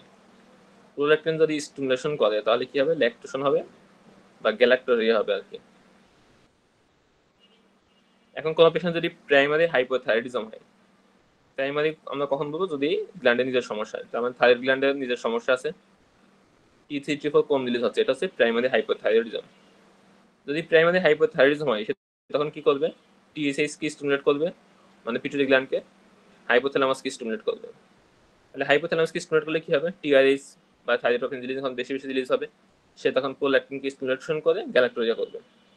তাহলে প্রাইমারি হাইপোথাইরয়েডিজমে একটা ইম্পর্টেন্ট ফিচার্স হচ্ছে গ্যালাক্টোরিয়া। এটা কিন্তু প্রাইমারি হাইপোথাইরয়েডিজমের জন্য, অন্য হাইপোথাইরয়েডিজমে না। তাহলে এটা একটু মনে রাখা লাগবে যে হাইপোথাইরয়েডিজমে গ্যালাক্টোরিয়া পাই, থাইরয়েডক্সিস আমরা গাইনোকোমেশিয়া পাই। আরেকটা জিনিস যেটা বলা হয় না, হাইপোথাইরয়েডিজমের ক্ষেত্রে ডিলেড রিল্যাক্সেশন অফ রিফ্লেক্সেস হইতে পারে। তাহলে হাইপোর ক্ষেত্রে সবকিছু হাইপো হাইপো থাকে অ্যাক্টিভিটিগুলো, আর বাকিগুলো আমরা ডিসকাস করা হয়েছে অলরেডি, এটা নতুন করে ডিসকাস করার কিছু নাই। এরপর non specific laboratory abnormalities in thyroid function, এগুলো খুব বেশি সিগনিফিকেন্ট না। থাইরয়েড ডিসফাংশন থাকলে সেক্ষেত্রে কিছু অ্যাবনর্মাল ফাইন্ডিংস আমরা পাইতে পারি ইনভেস্টিগেশনে। এর মধ্যে থাইরয়েড টক্সিকোসিস ইউজুয়ালি আমরা হচ্ছে হেপাটিক ফাংশন রিলেটেড অ্যাবনর্মালিটি পাই, যেমন এএলডি বেশি থাকে, জিজিটিএলপি বেশি থাকতে পারে, বিলিরুবিন বেশি থাকতে পারে। আর থাইরয়েড হরমোনগুলো যেটা আমরা একটু আগে বলছিলাম, যেটা অস্টিওপোরোসিস করতে পারে, বোন ডিস্ট্রাকশন করতে পারে, তারপর ডিমিনারেলাইজেশন করতে পারে, তো সেখান থেকে মাইল্ড হাইপারক্যালসিমিয়া হতে পারে। এছাড়া এই ক্ষেত্রে মাইল্ড গ্লুকোজ লেভেলও বাড়তে পারে এবং ডায়াবেটিস মেলিটাসের সাথে অ্যাসিড থাকতে পারে।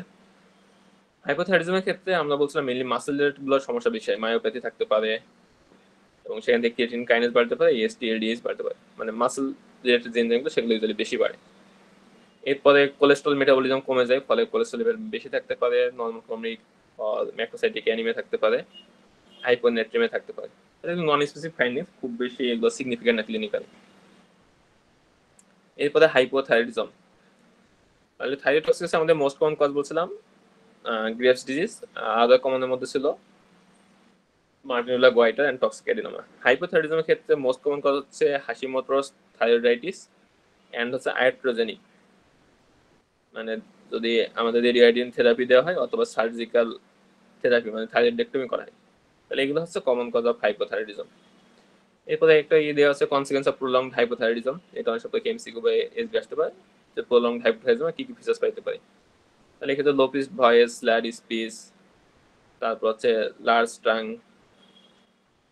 পোর হিয়ারিং, তারপর হচ্ছে কার্পেটান সিনড্রোম, মিক্সড এগুলো থাকতে পারে, কমন জানা যায়।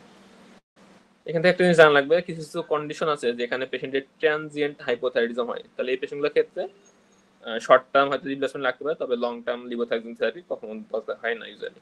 তাহলে এই কন্ডিশনগুলো আমাদের মনে রাখা লাগবে যে এই কন্ডিশনগুলোতে আমাদের লাইফ লং রিপ্লেসমেন্ট লাগবে না। কি কি condition? During the first 6 months after the radiation therapy in case of Graves' disease, post-thyrotoxic phase of subacute thyroiditis and postpartum thyroiditis.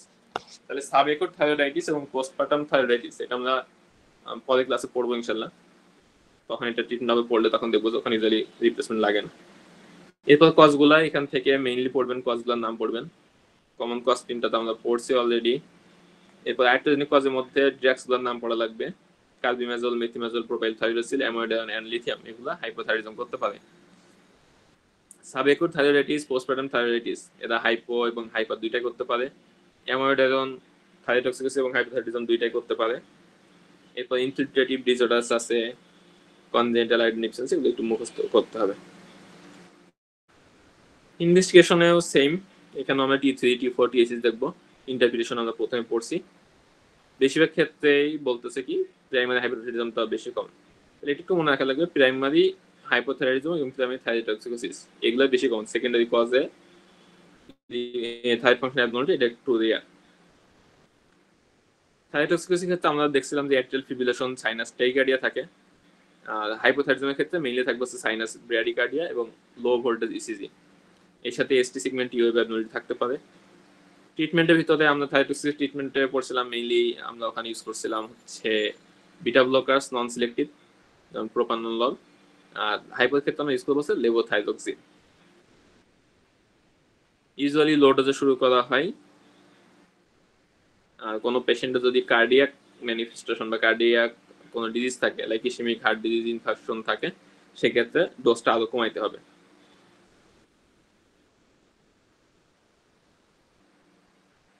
এরপরে হচ্ছে approach to adults with suspected primary hypothyroidism. তাহলে একটু আমরা approach পড়ছিলাম থাইরয়েডটক্সিকোসিস, আর এখানে আসছে হাইপোথাইরয়েডিজম। তাহলে কোনো পেশেন্টের টিএসএইচ মোর দেন 20 থাকে, তাহলে এটা কনফার্ম করে যে প্রাইমারি হাইপোথাইরয়েডিজম, আমরা অলরেডি পড়ছি। এরপর আমরা অ্যান্টিবডি টেস্ট করতে পারি, যেমন এক্ষেত্রে টিপিও অ্যান্টিবডি, যেটা হচ্ছে highly sensitive for hypothyroidism disease. তারপর আমরা পড়ছিলাম পার্মানেন্ট টি4 রিপ্লেসমেন্ট, এটা কোথায় কোথায় লাগতে পারে।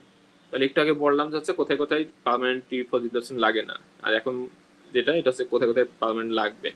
তাহলে হাশিমোটোস থাইরয়েডাইটিস, স্পন্টানাস অ্যাট্রোপিক হাইপোথাইরয়েডিজম এবং থাইরয়েড অ্যাবলেশন, এগুলোর ক্ষেত্রে লাইফ লং টি4 রিপ্লেসমেন্ট লাগতে পারে। এরপর সেই লেভোথাইরোক্সিন, এটা ডোজ কোথায় কোথায় অ্যাডজাস্ট করা লাগতে পারে। এগুলো সবগুলো পড়তে পারেন, ভালো না পড়লে কয়েকটা জিনিস পড়া লাগবে। একটা হচ্ছে প্রেগন্যান্সি, তাহলে প্রেগনেন্ট পেশেন্টগুলোর ক্ষেত্রে আমাদের লেভোথাইরোক্সিনের ডোজ বাড়ানো লাগবে, এটা একটু পরে আসবে। তারপরে কিছু মেডিকেশন আছে যেগুলো ইউজ করলে সেক্ষেত্রে টি4 বা লেভোথাইরোক্সিনের ডোজ বাড়ানো লাগতে পারে। এর মধ্যে পরীক্ষা যেটা বেশি আসে বা আমাদের প্র্যাকটিক্যাল লাইফে বেশি লাগে, সেটা হচ্ছে ফেরাস সালফেট এবং ক্যালসিয়াম কার্বনেট, তারপর সুক্রালফেট অ্যালুমিনিয়াম হাইড্রোক্সাইড।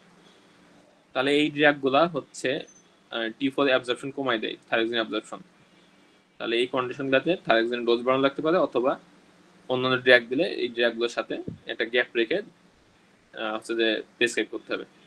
আর পরীক্ষা অনেক সময় কোশ্চেন আসে যে কোনো একটা পেশেন্ট দেখা যাচ্ছে হাইপোথাইরয়েডিজম ডায়াগনোস্ট কেস, তার গুড কমপ্লায়েন্স আছে, অল থাইরয়েড ফাংশন সবসময় নর্মাল থাকে, রিসেন্টলি দেখা যাচ্ছে তার কোনো একটা আয়রন সাপ্লিমেন্টেশন বা ক্যালসিয়াম সাপ্লিমেন্টেশন দেওয়া হয়েছে, এরপরে তার হচ্ছে যে হাইপোথাইরয়েডিজমের ফিচারগুলো বেড়ে গেছে, এক্ষেত্রে মোস্ট লাইকলি রিজন কি। এই ধরনের একটা কোশ্চেন অনেক সময় পরীক্ষা আসে। তাহলে এরকম যদি কোনো কোশ্চেন থাকে যে সবসময় তার কমপ্লেন্স ভালো ছিল, ফাংশন নর্মাল ছিল, রিসেন্টলি কোনো একটা মেডিকেশন চেঞ্জ করার পরে তার হাইপোথাইরয়েডিজম ফিচার আবার বেড়ে গেছে, তাহলে সেই ক্ষেত্রে এই ধরনের কোনো ড্রাগ পেশেন্টকে দেওয়া হয়েছে কিনা এটা একটু দেখা লাগবে। মানে ক্যালসিয়াম আয়রন সাপ্লিমেন্টেশন, সুক্রালফেট বা অ্যালুমিনিয়াম হাইড্রোক্সাইড, এই জাতীয় ড্রাগগুলো প্রেসক্রাইব করলে এগুলো থাইরয়েক্সিন অ্যাবজর্পশন কমাই দিতে পারে এবং সেই ক্ষেত্রে হাইপোথাইরয়েডিজম ফিচারগুলো আরো বাড়তে পারে তখন। এরপর থাইরয়েড ডিজিজ ইন প্রেগনেন্সি, তাহলে প্রেগনেন্সির ক্ষেত্রে আমাদের কিছু ইম্পর্টেন্ট পয়েন্ট আছে জানা লাগবে।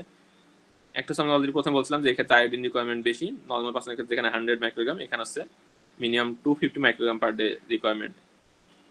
এরপর হচ্ছে লেভোথাইরোক্সিন রিপ্লেসমেন্টের ডোজটা প্রেগনেন্সির সময় আমাদেরকে বাড়াইতে হবে। এটাও পরীক্ষার সময় সিনারিও দেয়, কোনো একটা পেশেন্ট দেখা যাচ্ছে আগে থেকে লেভোথাইরোক্সিন পাচ্ছে, এই পেশেন্টটা নতুন করে প্রেগনেন্ট হয়েছে, এই ক্ষেত্রে আমাদের কি কি চেঞ্জ করা লাগবে, ডোজ বাড়ানো লাগবে কিনা, ওষুধ চেঞ্জ করা লাগবে কিনা।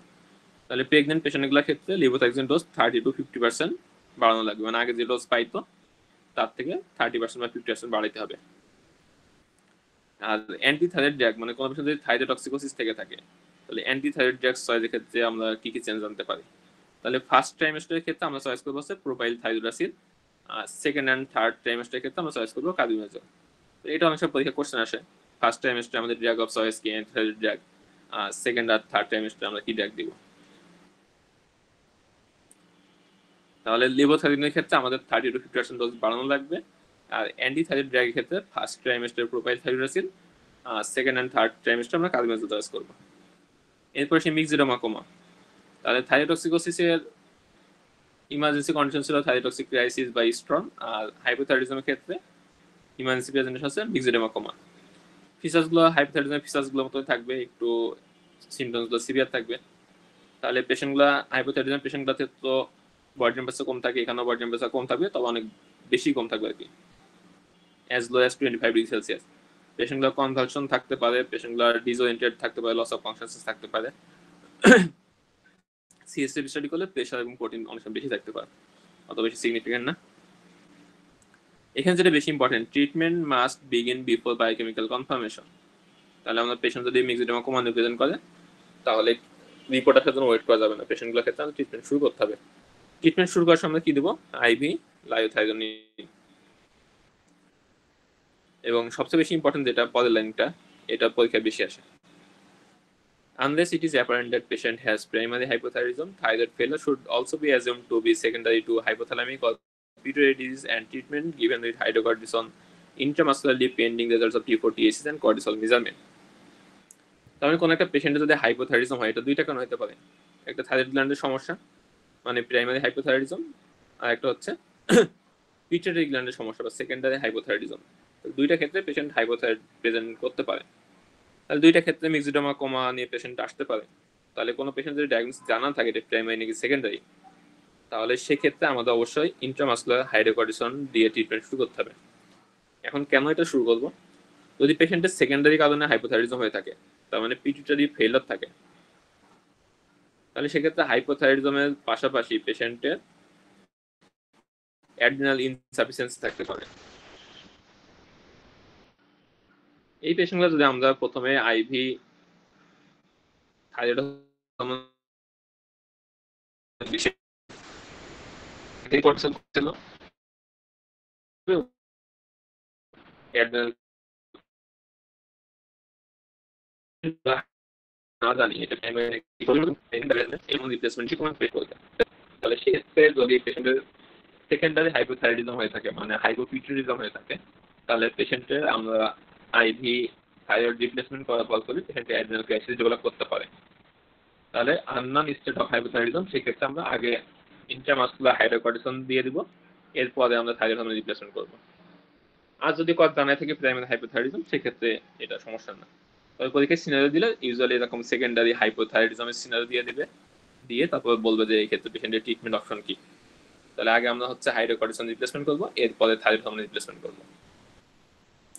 এরপরে সাবক্লিনিক্যাল থাইরোটক্সিকোসিস, এটা আমরা এর আগে পড়ছি। সাবক্লিনিক্যাল থাইরোটক্সিকোসিস, তার মানে এখানে থাইরোটক্সিকোসিস থাকবে, T3 T4 বেশি থাকবে, তবে এটা হচ্ছে উইদিন নর্মাল রেঞ্জ থাকবে। T3 and T4 are at the upper end of reference range, তার মানে অলরেডি বাড়া শুরু করছে কিন্তু এখনো রেঞ্জে বাইরে যায় নাই, টিএসএইচটা সাপ্রেস থাকবে। তাহলে এরকম যদি সিনারিও থাকে টিএসএইচটা লো আর T3 T4 upper limit of normal level, তাহলে ডায়াগনোসিস সাবক্লিনিক্যাল থাইরোটক্সিকোসিস। এই পেশেন্টগুলো ইউজুয়ালি মাল্টিনোডুলার গয়টারের ক্ষেত্রে বেশি পাওয়া যায় ধরনের সিনারিও, এবং এদের কমপ্লিকেশনাল রিস্ক থাকে অ্যাট্রিয়াল ফিব্রিলেশন এবং অস্টিওপোরোসিস। থাইরোটক্সিকোসিসের কমপ্লিকেশন এগুলো এখানে বেশি থাকে। সাবক্লিনিক্যাল হাইপোথাইরয়েডিজম এর ঠিক উল্টা, মানে T3 এবং T4 এটা থাকবে হচ্ছে লোয়ার লিমিট অফ নর্মাল রেঞ্জে, আর টিএসএইচটা থাকবে বেশি, এটাকে বলা হবে সাবক্লিনিক্যাল হাইপোথাইরয়েডিজম। সাবক্লিনিক্যাল হাইপোথাইরয়েডিজমের পেশেন্টগুলোর ওভার থাইরয়েড ফেলার বা হাইপোথাইরয়েডিজম হওয়ার রিস্ক থাকে বেশি, বিশেষ করে যদি অ্যান্টিবডি পজিটিভ থাকে অথবা টিএসএইচ মোর দ্যান 10 থাকে। তাহলে সাবক্লিনিক্যাল হাইপোথাইরয়েডিজম কখন ট্রিটমেন্ট করবো, এটা আমাদের প্র্যাকটিক্যাল লাইফে লাগে, পরীক্ষায় আসে। যদি পেশেন্ট সিমটোমেটিক থাকে, অ্যান্টিবডি পজিটিভ থাকে অথবা টিএসএইচ যদি মোর দ্যান 10 থাকে, তাহলে এই কন্ডিশনগুলোতে পেশেন্টের হরমোন রিপ্লেসমেন্ট লাগবে। এরপর আসে নন থাইরয়েড ইলনেস, তাহলে এটা কেন হয়? Due to decrease peripheral conversion of T4 to T3 with conversion instead to reverse T3। তাহলে নর্মালি T4 থেকে আমাদের বলছিলাম পেরিফেরাল সার্কুলেশনে T3 তে কনভার্ট হয়, এটা এখানে হইতে পারবে না, ফলে পেশেন্টের T3 লেভেলটা কমে যাবে। অপরদিকে T4 T3 তে কনভার্ট না হয়ে রিভার্স T3 তে কনভার্ট হয়, তাহলে R T3 টা এখানে আমরা বেশি পাইতে পারি। আর ইলনেস বা সিক কন্ডিশনে টিএসএইচ সিক্রেশনটা কমে যায়, ফলে টিএসএইচ আমরা লো পাবো। তাহলে এখানে ফাইন্ডিংস কি পাওয়া যাবে? লো টিএসএইচ, T4টা ইউজুয়ালি নর্মাল বা লো থাকতে পারে, আর T3টা থাকবে লো। তাহলে পেশেন্টের যদি একটা অ্যাকিউট সিকনেস বা অ্যাকিউট কোনো একটা ইলনেস থাকে, এর সাথে এই ধরনের ফাইন্ডিংস পাওয়া যায়, তাহলে এটাকে বলবো নন থাইরয়েড ইলনেস বা সিক ইউথাইরয়েডিজম। এখানে একটা জিনিস খুবই ইম্পর্টেন্ট, এটা আমাদের ক্লিনিক্যাল প্র্যাকটিসে লাগবে। As thyroid function tests are difficult to interpret in patient with non-thyroid illness, it is wise to avoid performing thyroid function tests unless there is clinical evidence of concomitant thyroid disease. তাহলে patient যদি কোনো আদার illness থাকে বা acute কোনো disease condition থাকে, সেক্ষেত্রে thyroid ফাংশনটা avoid করা বেটার। কারণ এই ক্ষেত্রে থাইরয়েড ফাংশনটা ইন্টারপ্রিট করা খুবই কঠিন হয়ে যায়। তাহলে পরীক্ষায় এখানে সিনারিও থাকতে হবে, কোনো একটা পেশেন্ট নিউমোনিয়া আছে বা ইউটিআই আছে বা আদার কোনো অ্যাকিউট ইলনেস আছে, এই পেশেন্টের এই ধরনের থাইরয়েড ফাংশনটা আছে, টিএসএইচ লো, T3 লো, T4 নর্মাল বা লো, আদার কোনো সিমটমস নাই, ডায়াগনোসিস কি বা থাইরয়েড ফাংশনের ইন্টারপ্রিটেশন কি, তাহলে অ্যান্সার হবে নন থাইরয়েড ইলনেস। এরপর থাইরয়েড লাম্প বা সোয়েলিং, তাহলে থাইরয়েড গ্ল্যান্ডটা বড় হইতে পারে কি কারণে? একটা হতে পারে ডিফিউজ গয়টার, মানে পুরো থাইরয়েড গ্ল্যান্ডটা বড়, অথবা হতে পারে সলিটারি কোনো নোডুল আছে। ডিফিউজ গয়টারের কজগুলা আমরা অলরেডি জানি, simple goitre, Graves disease, multinodular goitre, এবার থাইরয়েডাইটিস গুলো যদি থাকে, অথবা কোনো ড্রাগ কন্ডিশন বা ইনফিল্ট্রেটিভ ডিজিজ। আর সলিটারি নোডুলগুলো মেইনলি হচ্ছে অ্যাডিনোমা বা কার্সিনোমার কারণে। তাহলে থাইরয়েডের কমন যে এই কার্সিনোমাগুলো আছে, follicular, papillary, medullary and anaplastic, তাহলে এগুলোতে ইউজুয়ালি সিঙ্গেল নোডুল হয়। এছাড়া যদি কোনো হাইড্রোপ্লাস্টিক নোডুল বা সিস্ট থাকে, আর যদি পেশেন্টের লিম্ফোমা মেটাস্টিস থাকে, তাহলে কার্সিনোমা, মেটাস্টাসিস আর সিস্ট এগুলোতে ইউজুয়ালি সলিটারি নোডুল হয়। বাকি যেগুলো কন্ডিশন সেগুলো ইউজুয়ালি ডিফিউজ গয়টা হয়। এখান থেকে আমাদের দুইটা জিনিস জানা লাগবে, কোন কোন কন্ডিশনে টেন্ডার গয়টা হয় বা পেইনফুল গয়টার থাকে, আর একটা হচ্ছে কোন কোন কন্ডিশনে হরমোন রিপ্লেসমেন্ট দিলে গয়টাগুলো ছোট হয়ে যেতে পারে। তাহলে টেন্ডার গয়টা থাকে মেইনলি তিনটা কন্ডিশনে, একটা হচ্ছে সাপুরেটিভ থাইরয়েডাইটিস, একটা হচ্ছে ট্রানজিয়েন্ট থাইরয়েডাইটিস, একটা হচ্ছে রিডিয়াল থাইরয়েডাইটিস। এগুলোতে পেইনফুল গয়টার থাকে, এটাও ইম্পর্টেন্ট, পরীক্ষা অনেক সময় দিয়ে দিতে হবে পেইনফুল গয়টার সিনারিও দিয়ে, তাহলে সেক্ষেত্রে এগুলো আমাদের ডায়াগনোসিস হবে। হাশিমোটোস থাইরয়েডাইটিস, ডিসহরমোজেনেসিস অ্যান্ড আয়োডিন ডেফিসিয়েন্সি বা এন্ডেমিক গয়টার, এগুলোর ক্ষেত্রে যদি আমরা লেভোথাইরোক্সিন রিপ্লেসমেন্ট দিই, তাহলে গয়টারটা সাপ্রেস করে যাবে বা শ্রিঙ্ক করে যাবে। এবার হচ্ছে কোনো পেশেন্ট যদি আমরা থাইরয়েড লাম্প বা সোয়েলিং পাই, তাহলে কখন আমরা ম্যালিগনেন্সি চিন্তা করবো বা ম্যালিগনেন্সি সাজেস্টিভ ফিচার্স কি হতে পারে? একটা হচ্ছে পেশেন্টের যদি প্রিভিয়াস হিস্ট্রি অফ রেডিয়েশন থাকে, মানে পেশেন্টের আগে হয়তো কোনো একটা ডিজিজ ছিল, সেটা কারণে পেশেন্ট হেড বা নেক রিজনে রেডিওথেরাপি পাইছে, অথবা যদি পেশেন্টের বয়স অনেক বেশি হয়, অথবা সার্ভাইকাল লিম্ফেডিনোপ্যাথি থাকে, তাহলে এই কন্ডিশনগুলোতে আমরা ম্যালিগনেন্সি একটা সাসপেক্ট করব। এরপরে একটা কোশ্চেন, সেকেন্ডারি মেটাস্টাসিস কোথা থেকে হইতে পারে? তাহলে কিডনি, ব্রেস্ট এবং লাং এগুলা থেকে থাইরয়েড মেটাস্টাসিস হইতে পারে। কোনো পেশেন্টের যদি থাইরয়েড সোয়েলিং থাকে, তাহলে আমরা কিভাবে অ্যাসেসমেন্ট করব? তাহলে ফার্স্টে আমরা নর্মাল থাইরয়েড গ্ল্যান্ড যেভাবে এক্সামিনেশন করি, আমরা সোয়েলিং করে দেখতে বলবো এটা মুভ করে কিনা। যদি থাইরয়েড গ্লোসাল সিস্ট হয়, তাহলে এটা টাং প্রোটেকশনের সাথে মুভ করে, তাহলে এটা থাইরয়েড গ্লোসাল সিস্ট নাকি থাইরয়েড গ্ল্যান্ড, এটা আমরা আলাদা করবো। যদি কনফিউশন থাকে, আমরা সেক্ষেত্রে আল্ট্রাসোনোগ্রাফি করতে পারি। এরপরে সব পেশেন্টগুলোর ক্ষেত্রে আমরা থাইরয়েড ফাংশন টেস্ট দেবো, T3, T4 অ্যান্ড TSH। এরপর আমরা থাইরয়েড সিনটিগ্রাফি করতে পারি। থাইরয়েড সিনটিগ্রাফিতে আমরা দেখি এটা কি ফাংশনিং বেশি নাকি কম ফাংশনিং। যদি হাইপার ফাংশন হয়, সেটাকে বলা হয় হট নডিউল, যদি ফাংশনিং কম থাকে সেটা বলা হয় কোল্ড নডিউল। এখানে ইম্পর্টেন্স, যদি পেশেন্টের কোল্ড নডিউল থাকে সিনটিগ্রাফিতে, এটা মোর সাজেস্টিভ অফ ম্যালিগনেন্সি। এরপরে আমাদের একটা জিনিস লাগবে, ultrasound features of suspected malignancy. তাহলে আল্ট্রাসাউন্ড করার পর আমরা কি কি ফিচার্স পাইলে ম্যালিগনেন্সি চিন্তা করবো? এটা পরীক্ষা অনেক সময় এমসিকিউ আসতে পারে, আল্ট্রাসোনোগ্রাফি ফিচার্স অফ ম্যালিগনেন্সি। তাহলে hypoechogenicity, intranodular vascularity, presence of micro calcification and irregular or lobulated margins. তাহলে এই ধরনের ফিচার্স পাইলে এটা ম্যালিগনেন্সি পক্ষে সাসপেক্টিভ বা সাজেস্টিভ। এরপর কনফার্ম করার জন্য আমরা কি করতে পারি? এফএনএসি করতে পারি। এফএনএসি তো আমরা সবগুলো দিতে করবো না, কাদের ক্ষেত্রে করবো? যদি সাসপিশন অফ ম্যালিগনেন্সি হয়, যেমন আল্ট্রাসোনোগ্রাফির যে ধরনের ফিচার্স এগুলো যদি থাকে, অথবা কোল্ড নডিউল থাকে, তাহলে এক্ষেত্রে আমরা নেক্সট হবে এফএনএসি করা। এফএনএসিতে একটা জিনিস ইম্পর্টেন্ট, যে এফএনএসি করলে ফলিকুলার অ্যাডিনোমা এবং ফলিকুলার কার্সিনোমা এই দুটো ডিফারেন্সিয়েট করতে পারে না। তাহলে এটা হচ্ছে এফএনএসি একটা ড্রব্যাক।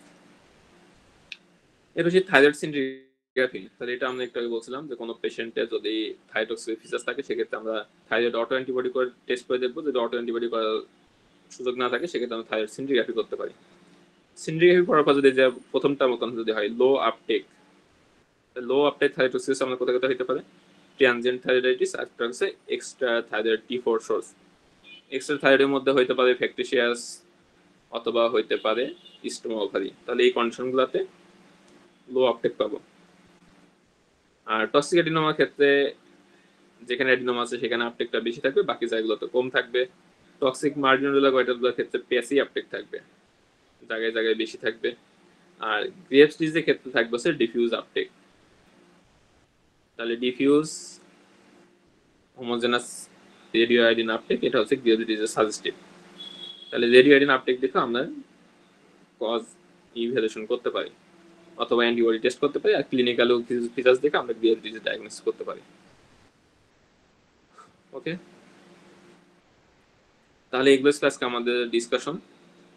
তাহলে প্রথম যে ডিসকাশনগুলো হয়েছে অ্যানাটমি এবং ফিজিওলজি, এই ডিসকাশনটা আমাদের পরবর্তী ক্লাসগুলো তো কাজে লাগবে। এরপরে থাইরয়েড, প্যারাথাইরয়েড, অ্যাড্রিনাল গ্ল্যান্ড যে কোনো ডিজিজ বলতে গেলে এইগুলা ঘুরে আবার আসবে। আজকে ক্লাস থেকে যদি কারো কোনো কোশ্চেন থাকে বা কনফিউশন থাকে এটা জিজ্ঞেস করতে পারেন, আমরা এটা একটু ডিসকাস করবো। না হলে ক্লাস এ পর্যন্তই, অলরেডি ক্লাস অনেক বড় হয়ে গেছে। কারো কোনো কোশ্চেন আছে?